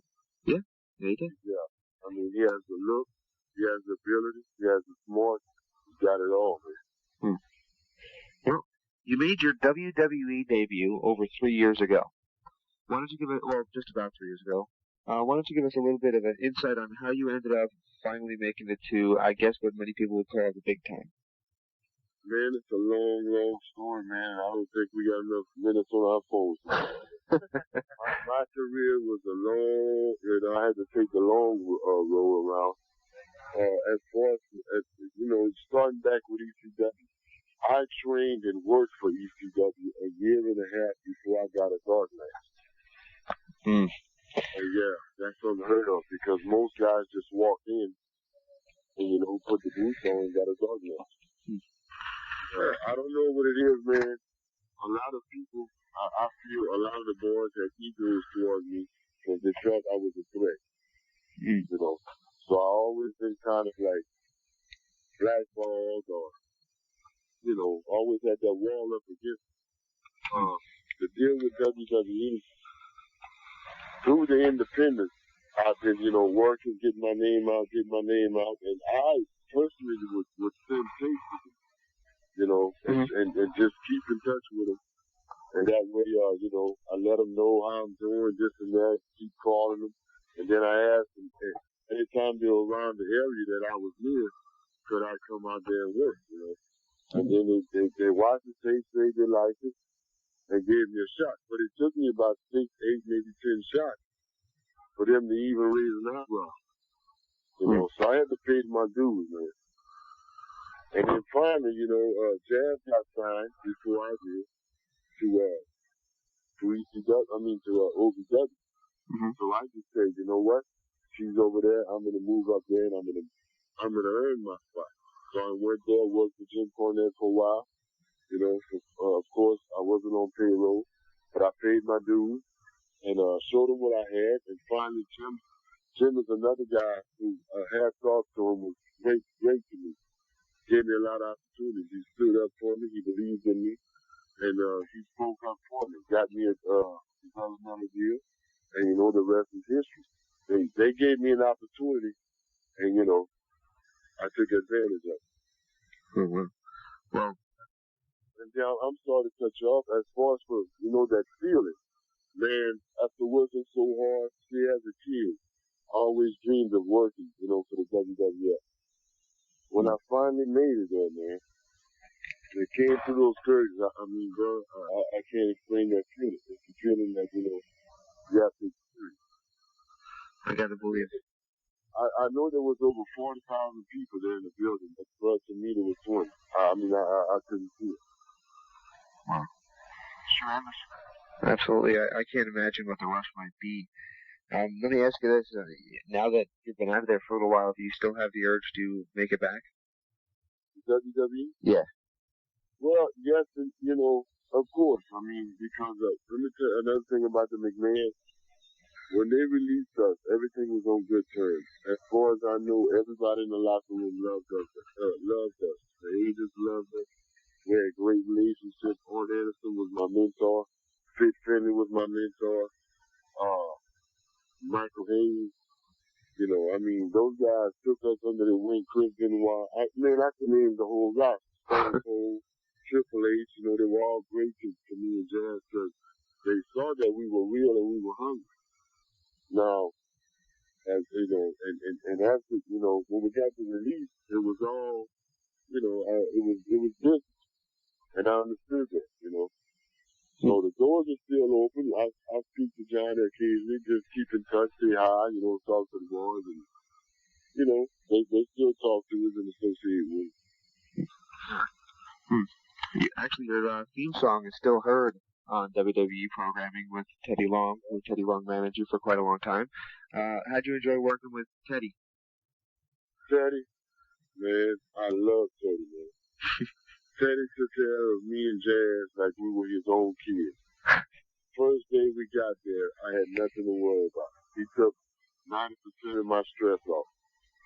He just grabbed me by the hand and just took care of me. The do's, the don'ts, from booking my hotels for me. Ted, I love him, man. And I'll do anything in the world for him. I had a chance to actually sit down on the WWE tour bus once upon a time with Ron Simmons, and he was telling me pretty much the same thing about his experiences with Teddy Long. Hey, Ron Simmons is another guy I have so much respect for. I work him. I love him. Met him a couple of times. He was great to me. He's another guy that took me under his wing, and it really did a lot for him. Another guy that I have for you was John Cena. First of all, what was it like, starting out at WWE, working with him for the short month that you did work with him? And did you think that he would be as successful as he is today? Oh, you know what? Let me tell you something. John Cena and I, we go way back. John, man, we're real tight. And I tell you what, he has great success, and I'm not trying to be egomaniac, by saying this, please, by any means. He's done, he's on top of the world. I think if I was with him, we'd be even, high on that level, on that pedestal. Mm-hmm. But I'm not gonna sit back here and say, by any means, I had anything to do with it. John is very talented, and he earned, and paid his dues to get where he's at. He got my total respect, and he knows that, and we friends, we're real friends, real tight. But I really think if me and John were together, man, we could have really done some real good things. Not that he didn't, Mm-hmm. Yeah, that's the thing. Like a couple of weeks ago, there was a rumor that they were possibly going to put somebody with John Cena. I heard the rumor that they were going to put Jamal, who just been re-signed. There were rumors that they were going to put him with John Cena to try to sort of give his character a little bit more of a dimension. So, maybe someday we could possibly see you back with John Cena. Me? Yeah. You and him had a really good run together, and I'm sure. It was short. Very short, yeah. What, man? It was hot. Yeah. And I was blessed, and I thank Vince and the McMahon for doing that. Every opportunity I got, man, I love them for giving me that shot, and brother, I hope they hear this. If there's any way, any time, that I can contribute to the team, brother, all I is just a phone call away. I'd love to be back there, man, Yeah, to me, I attribute, John getting over, really for the first time as far as his battles and everything with SmackDown. You're really intriguing because when you look at John Cena and they see you next to him, and it's wow, it gives a little bit more of a legit feel to him. But you made the White Boy Challenge famous. Who came up with the idea to do the White Boy Challenge? I'm not really sure. Matter of fact, I think the credit goes to Mr. Vince McMahon himself. Mm-hmm. Just was saying, That's his baby. And he made it, and he worked with it, and in my opinion, I think it was one of the hottest things in his era. And, I mean, I don't want, again, man, I don't want to seem to be, trying to put myself out there, but at the time, I think, Teddy and I and Jazz, we were the hottest heels at one time. The exception of Triple H and the guys on top. As far as for the young guys, I thought we were the top up and coming heels. You mentioned that you had a little trouble coming up and that some people might have been threatened that you take their spot. I'm not quite sure how to put this, but have you encountered any blatant racism? I'm sorry? Very good. I said, have you encountered any blatant racism? Man, oh, hell yeah, man. Since the days of us starting here in the independence of ECW, WWE, I mean, I was cool with a bunch of the guys, but I mean, it's there. There's no use that we pretend it's not. It's everywhere, And that's okay. We'll cut it. Yeah, I'm glad. But hey, being real, yeah, man, I felt it.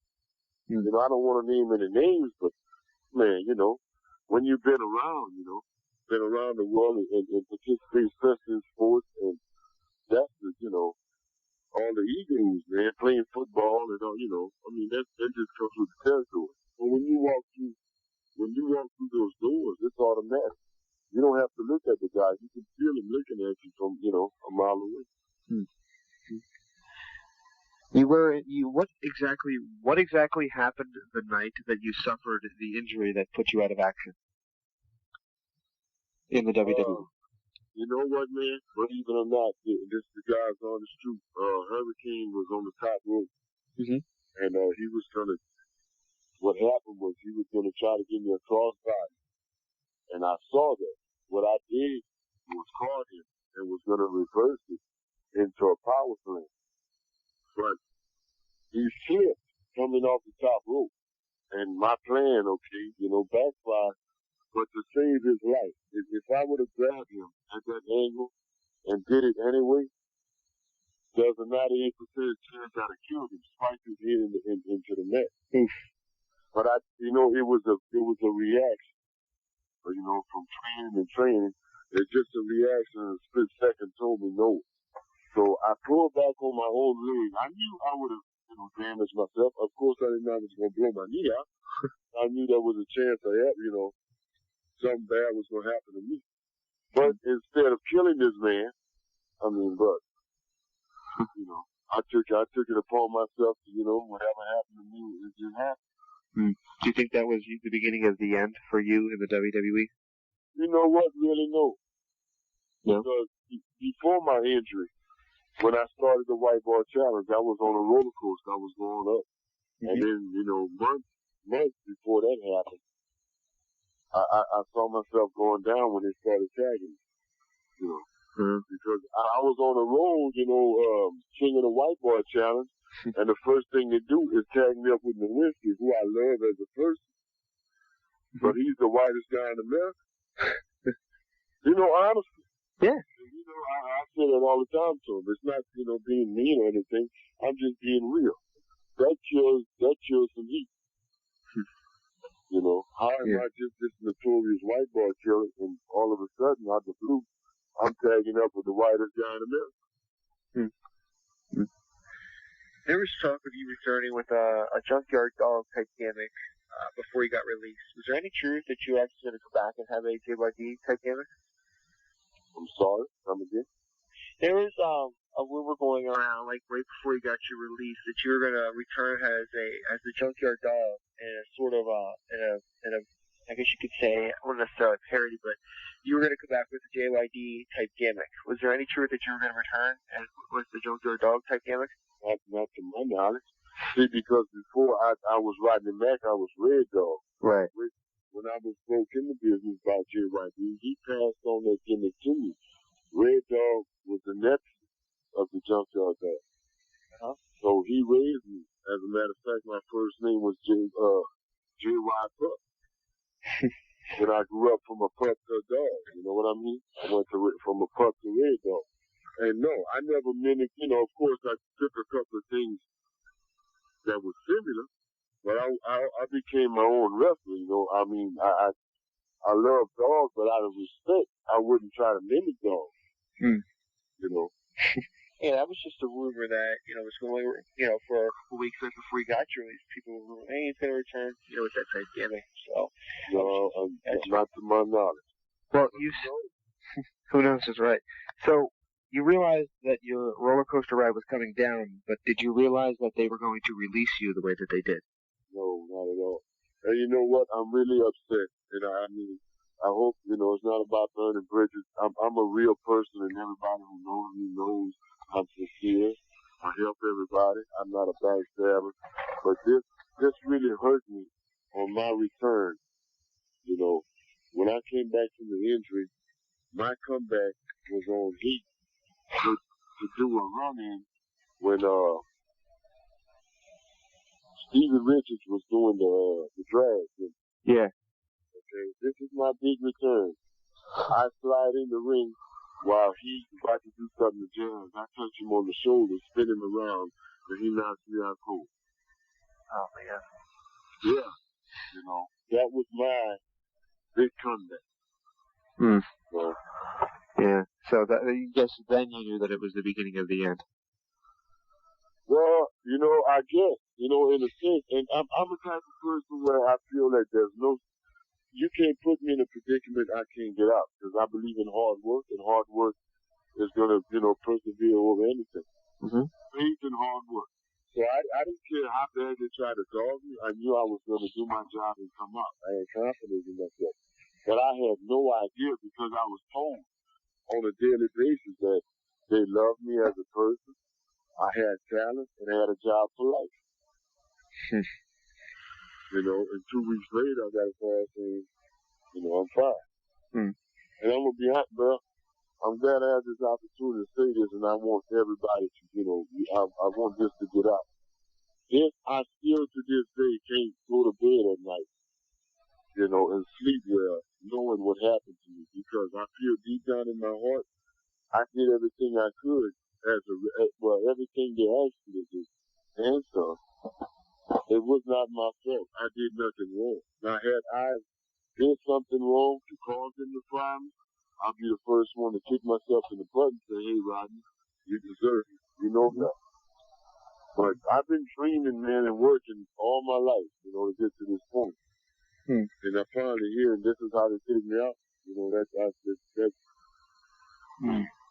That's hard to live with, I gotta believe it is. Let me ask you this question. I'm sure you've heard of TNA Total Non-Stop Action Wrestling Promotion. Has there ever been any talks of possibly making a few appearances with TNA, or maybe start working with them full time? I've been speaking to them off and on, but again, I don't know what the deal is. Everybody else, I'm putting this out there. I'm being real. That I have no idea why. Not, man, by any means, I don't feel that I'm Ric Flair of wrestling. I have a lot of wrestling yet to learn. I'm young in this gift, and I'm eager to learn, and I know that I need to learn. But I also know that I'm a lot better than a lot of guys that's on TV, and Jazz is too. I mean, Jazz, in my opinion, is one of the greatest women wrestlers ever of all time. Absolutely. So how are you going to start a ladies, a women's division in TNA, and she hadn't even got a phone call? Everybody who gets released from WWE 3 months later on TV, all the guys, they hired them all. I still didn't get a phone call. I'm not mad at that, but I'm just letting you know how my career went since day one, man. I always had the wall put up against me. I always had to prove myself no matter what I did, But you know what? I'm used to that. Absolutely. It's all good. Something's going to happen to me. As a matter of fact, I got some stuff going on with the NWA, in Japan. And we're running our own shows here. Yeah. We got a lot of stuff going. Speaking of your own shows, you mentioned early in the interview that JYD taught you a lot about the business aspect of it, and now you have your own. You have Dirty South Championship Wrestling. Right. Tell me a little bit about what DCW is all about. DCW is old school, man. And when I say old school, we go back to psychology and of wrestling. Mm-hmm. You know, our motto, we sell, we entertain, and physically beating at each other's ass. You know, it's not going to be all those spots up and down, jump this, jump. No, man. The people came to see us, wrestle. And we going to give it to them. We go out there, balls to the wall, we beat each other up. Old school style, And, we're not trying to compete with anybody. We're just trying to go back to professional wrestling. I teach all my guys how to amateur wrestle first before I teach them professional wrestling. So if you get in the ring, not boasting, if you get in the ring with one of our students, you better know how to wrestle. Mm-hmm. We've had a couple people on the show who have their own training schools. Lance Storm, Stevie Ray down in Texas has one. I'm sure I'm missing a couple. Maestro has one. But why should people that are out there that are interested in getting trained for wrestling go to your school instead of anybody else's? What do you... The people who know us know that we're real, we're sincere. The reason we're doing this is not for the money. We're doing this, I am doing this to get back to the business. I got a lot of love for the business, and if it wasn't for the old school guys that paved the way for us, we wouldn't be here today. And this is my way of giving back. And I want to do it as, as old school as possible and as straight as possible. When you talk about wrestling to me, that means you know how to wrestle. That doesn't mean jump, fly, kick, and all. Mid-side wrestling, which I was brought up on, was all about physical contact. That's my philosophy. That's my style. Absolutely. Where can people find out more information about where they can, how they can train with you? You can call us at area code 337-684-1134. That's the gym number. And another thing about it, man, is we care about each and every one of our, each and every one of our students become family. Mm-hmm. It's not about, come here, you train, take a few bumps, I take your money, and you're off on, you're off on your own. We teach them, what I try to do with my program is use wrestling to reach them and make them a better person, make them better people. And usually that turns out as a better wrestler. Absolutely, man. Well, we got a couple. One last thing we're going to ask you. That question is, It's great to me. Got a lot of respect for him, and I thank him for giving me the opportunity to work with him. Mark Henry.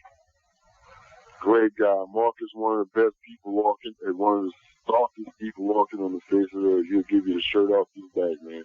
Are you happy that he's getting that break that he is on SmackDown right now? Of course, and I wish I was right there to share the moment with him.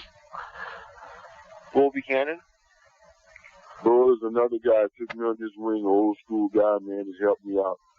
I have nothing bad to say. Some great matches against Bull. He's a good competitor, and he brings it out of you. He brings it out of you. Bubba Dudley? Bubba Dudley, I have no respect for Bubba Dudley. I really would like to meet Bubba in the alley one day. Whoa. I wish he would get this, send it to him. I have his number. Via Rodney Mack. That I don't like him, and I wish I could meet him somewhere, and they could lock us in the building, and we do one of these last man standing matches. Right. With the TV camera right there, and the winner walks up. Do you mind if I... Do you mind if I ask you what prompted that? What happened? Yeah, because my Bubba Dudley is a player here. Oh, wow. Yeah, and it's not just with me. He's done it to many of them, but many of them didn't have the balls to step up and be a man about it. I'd like to fight Bubba Dudley tomorrow live on television for free. Wow. What about Devon Dudley? One of the greatest guys that I ever met. I love him to death, and he helped me out. He helped Jazz out. I love him to death. Wow. Okay. The next one on my list is Chris Nowinski. Great guy. Great guy. He really is. Me and Chris, you know, we got tight, especially after he got hurt. You know, we really got close. We don't speak a lot, but that doesn't mean nothing. Okay. Johnny Ace. Johnny Ace, I can't say, you know, a lot of people say bad things about him, but without this, Johnny was really good to me and Jazz. He took care of us. Anything I needed, anything I wanted, it was right there. Never had to ask twice. He treated me professionally, you know, like a gentleman. He was a great guy to me. Okay, you just spoke about Bubba Dudley and your issues with him. Another guy who has a lot of public issues with him is New Jack. Do you have any thoughts on New Jack? New Jack. New Jack is my boy, man. There are a lot of people don't like New Jack. You know why? Because New Jack's real. He don't deal with a lot of losers or wannabes. New Jack is a real guy. Right? If I called New Jack right now and he was in Hollywood and told him I needed a ride, he'd get me a ride to meet him over there. And anything else I want. New Jack is like a brother to me. Absolutely. That's great. I don't know how much you actually dealt with these guys, but it was rumored that you were a big part of the Dubalities, or at least, right before he died, you were going to be, basically coming into the Dubalities and having a big run with them. What is your opinion on Tony DeVito? On who? Tony DeVito.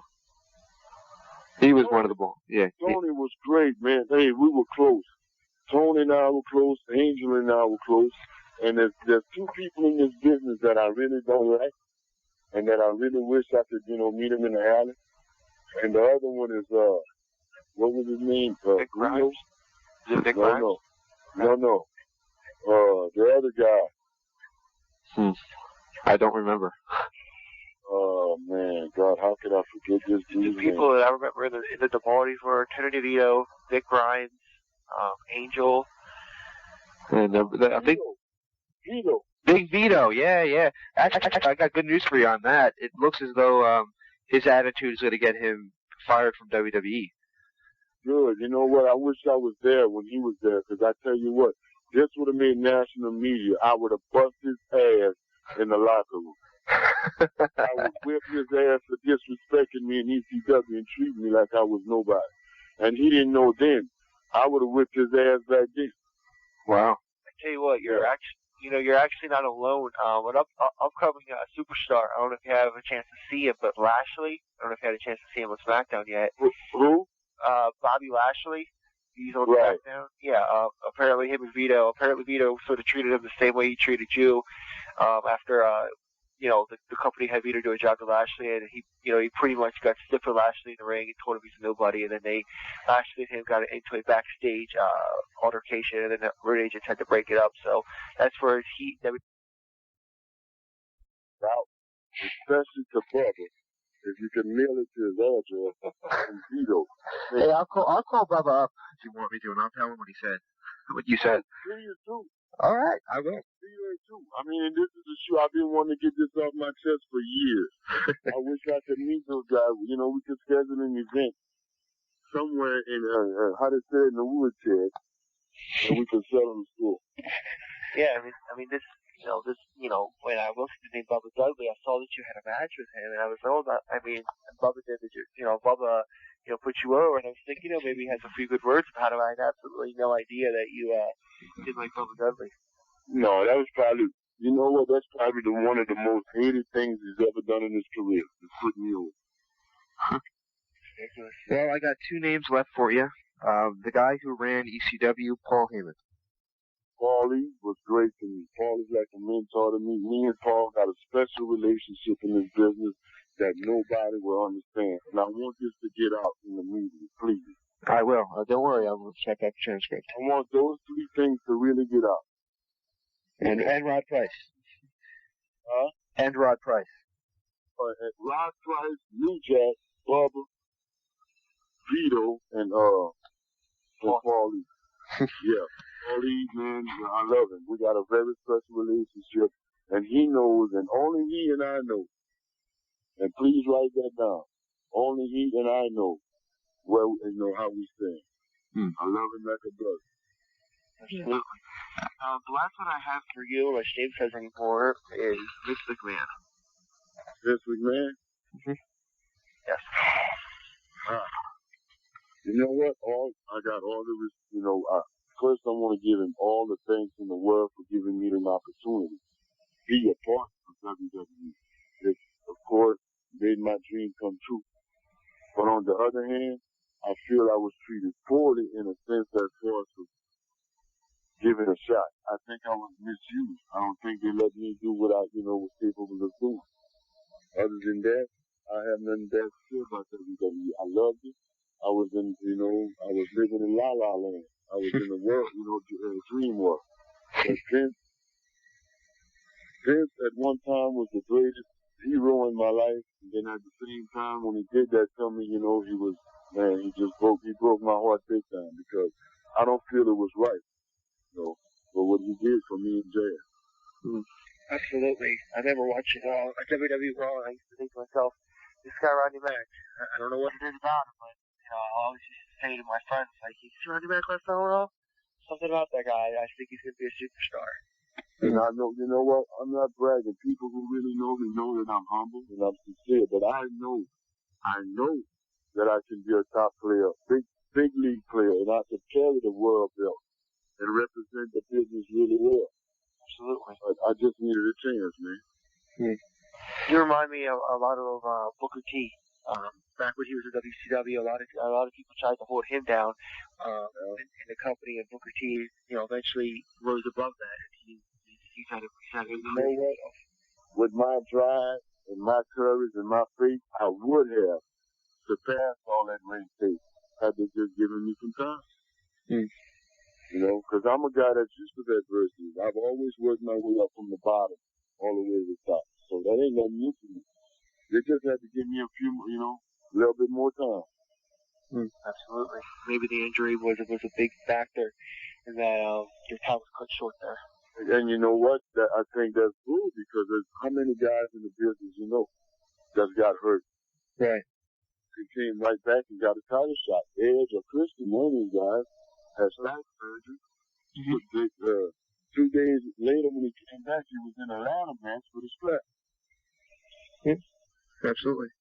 Well, once again, we can't thank you enough for your time, and I invite everybody to check out your training school. I think that a little bit of old school style is definitely needed in wrestling, especially when I turn on some of these independent shows that I get sent tapes of, and a lot of them are little guys that are wearing baggy clothes to cover their unimpressive bodies, and they just do spots that they don't know what they're doing.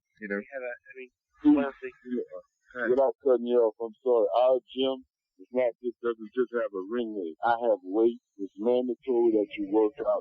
It's mandatory you buy wrestling gear, professional wrestling gear, and it's mandatory you look like a professional wrestler when you come to a street. I'm guessing, unlike a lot of these guys on independents, the guys who are trained by you, I'm guessing that you teach them a little bit about ring psychology, so that way when they're in the ring, they don't That's why I teach them wrestling. You don't just do a move because you can do it. Right. That's what we had Hulk Hogan on the show, and we also had JBL. JBL said almost the exact same thing verbatim, which surprised me. He said the trouble with a lot of the guys coming out of the schools today is that they learn the moves, but they don't learn wrestling.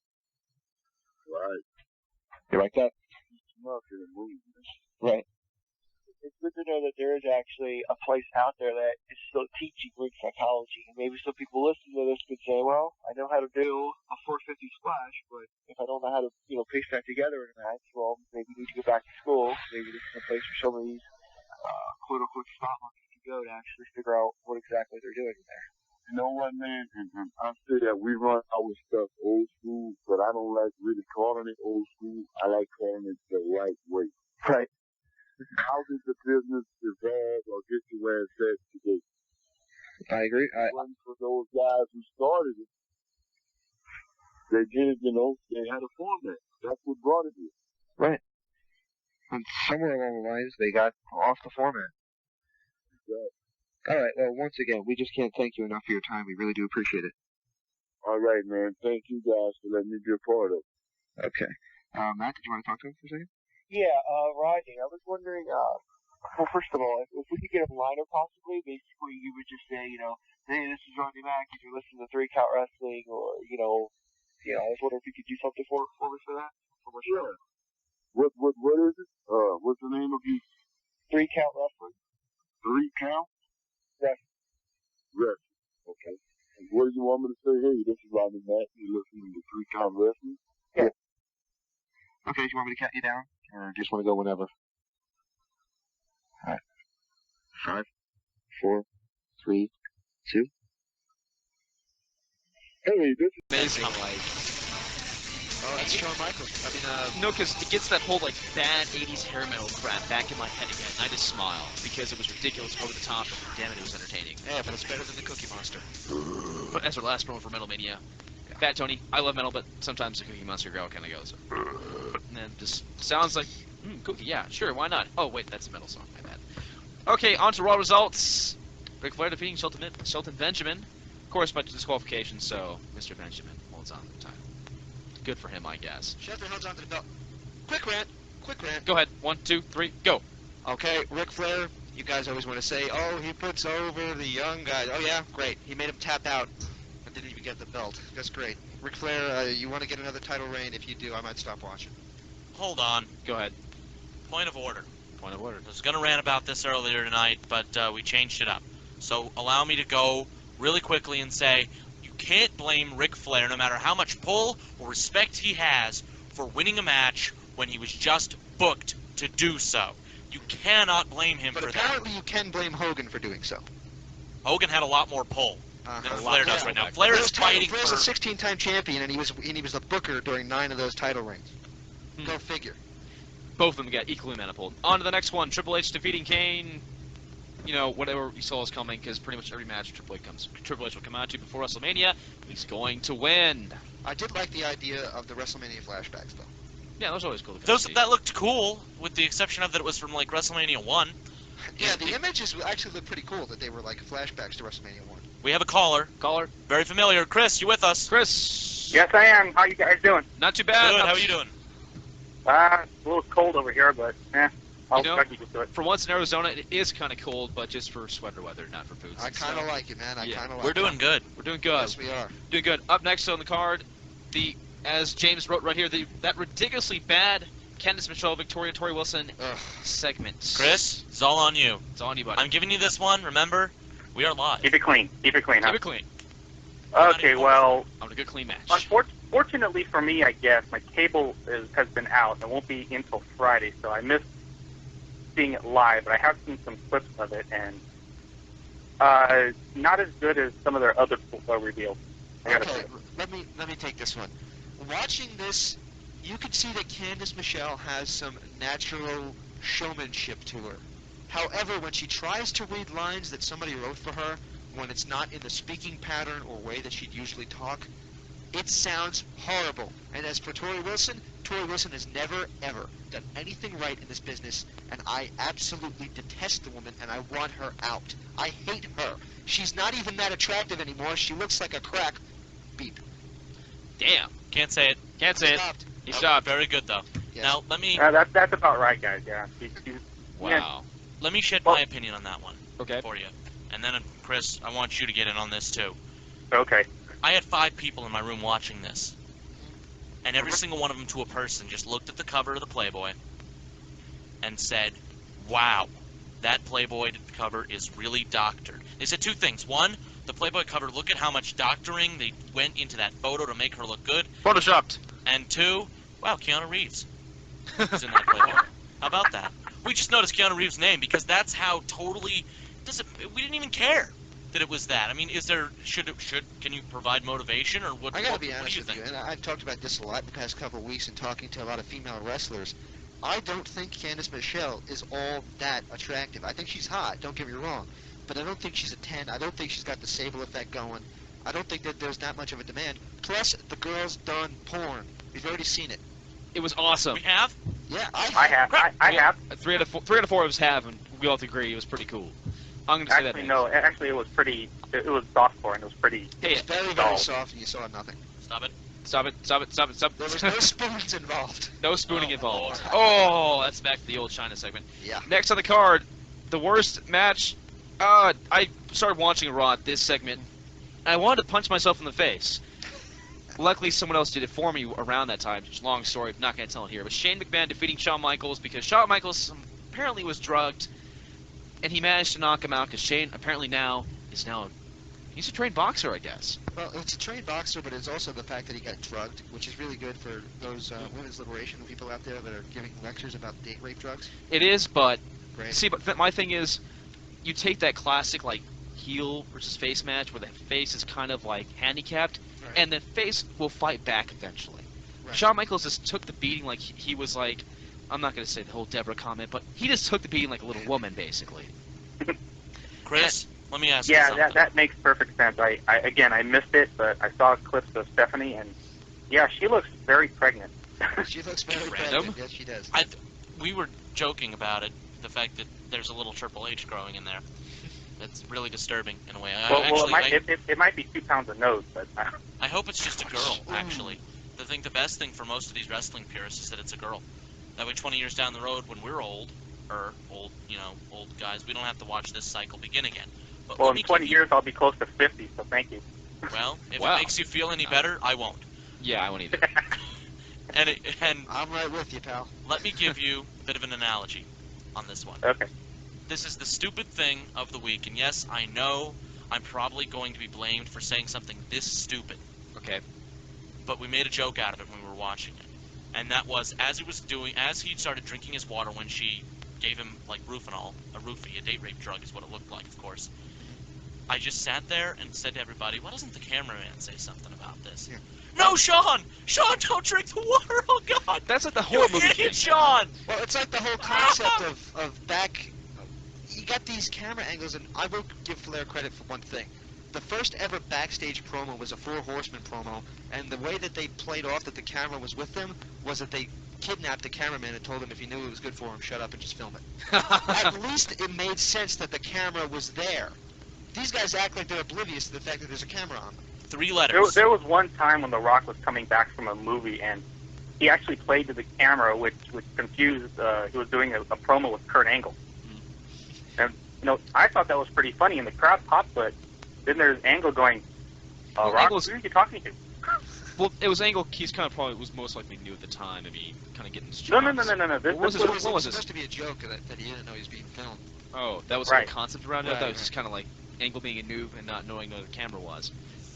Three letters that would solve all their problems. And they could bring it back right now because they never did anything with it when they first had it. GTV? GTV? Yes! Bring back GTV! If you're going to do stupid over-the-top things like this that make no sense. Favorite moment in GTV? Val Venus, Big Show, in the bathroom. Val Venus looks over while they're going to the bathroom. He says, and they call you the Big Show. Dun dun dun. Shh. I couldn't stop laughing for like 2 minutes when I saw that. Wow. All right, Chris? All right, I'll see you guys later. He knew it. He knew it was coming. You're the man, Chris. We love you, well, Chris. well, let me just do a quick plug. Plug it. Go I'm for going it. to plug it at the end as well. Okay, well, in 2 weeks we got an interview with a Hart family member Ooh, awesome. for 3CW, 3 Count Wrestling. Natty Neidhart, so get your questions in. Jimmy Anvil Neidhart's daughter. Mm-hmm. Ooh. He's getting involved in the wrestling business. All right, thank you, Chris, for joining us. All right. All right. Thanks, Chris. Have a good one. All right, bye. Keep it locked right here. We're going to plug him in just a second. Continue with the card. What was up next? Up next, Kenny defeating Eugene. Let me interrupt you real quick right before you get to it. You guys, you got 3 minutes. Here's your 3-minute warning. No, it's not 3-minute warning, but I'll bring it in later. Oh, my Oh, God. God. I hate Well, you so much right now. Enjoy. The next 3 minutes are going to be fun. Can you turn it down just a wee bit? Just a little bit, please. Oh, down. Down, down, right, Gotcha. down. Opposite of up. Here, wait. Will this make you guys feel better? Would this be Silence makes me feel better. Everybody what? A little bit better, yeah. Makes me feel a lot better now. Okay. Because it goes on with the signs of Kenny? Eugene. Eugene, very stupid. I didn't like this match. I love Eugene, though. I love Eugene, and Eugene's actually a good worker, but he didn't get a chance to show it in this match, and quite frankly, he's a very good jobber. The reason why he's a good, great worker is because of this. One, he brings back that old style of 1980s gimmicks that had a lot of class to it, had a lot of character to it, which is more to say than half the card on here who has no character. Shelton Benjamin, no charisma whatsoever. Eugene, not as athletic as Shelton Benjamin, but hell of a lot more entertaining to watch than he is. Right. And then, however, and speaking of Kenny and the Spirit Squad, it turns out that Mickie James is actually engaged to the 19-year-old of the Spirit Squad. 19 years old, and he's dating Mickie James. I hate him. I love him. He's a hero. He's not my hero. Round of applause for him. He's my hero, but I also want him dead, so. Proud of somebody. No, he is living the dream, okay? He's a wrestler, and he's engaged to a really, really hot woman. Which means that both of them will be fired within 6 months. Exactly. Who knows? They probably could go back to doing pornography again because that's what Mickie James used to do. Am I correct on that? That is correct. Awesome. WrestlingEpicenter.com. Not quite. Okay, next on the card, Lita defeating Maria. I didn't watch this match because, as you know, I hate women's wrestling. 2-minute warning. Didn't really care about the match. Go ahead. Go next one. Next one, final match of the evening. John Cena defeating The Big Show. John Cena, please, can you... I wish John Cena one day had that charisma of The Rock, or even half the charisma The Rock had, so he can carry a match inside the ring. Absolutely. Ben, do you have anything to say to this? Ben, you know what one of my friends brought up? Yeah. You know, I thought it was really interesting? John Cena, and this is a girl saying this. Wow.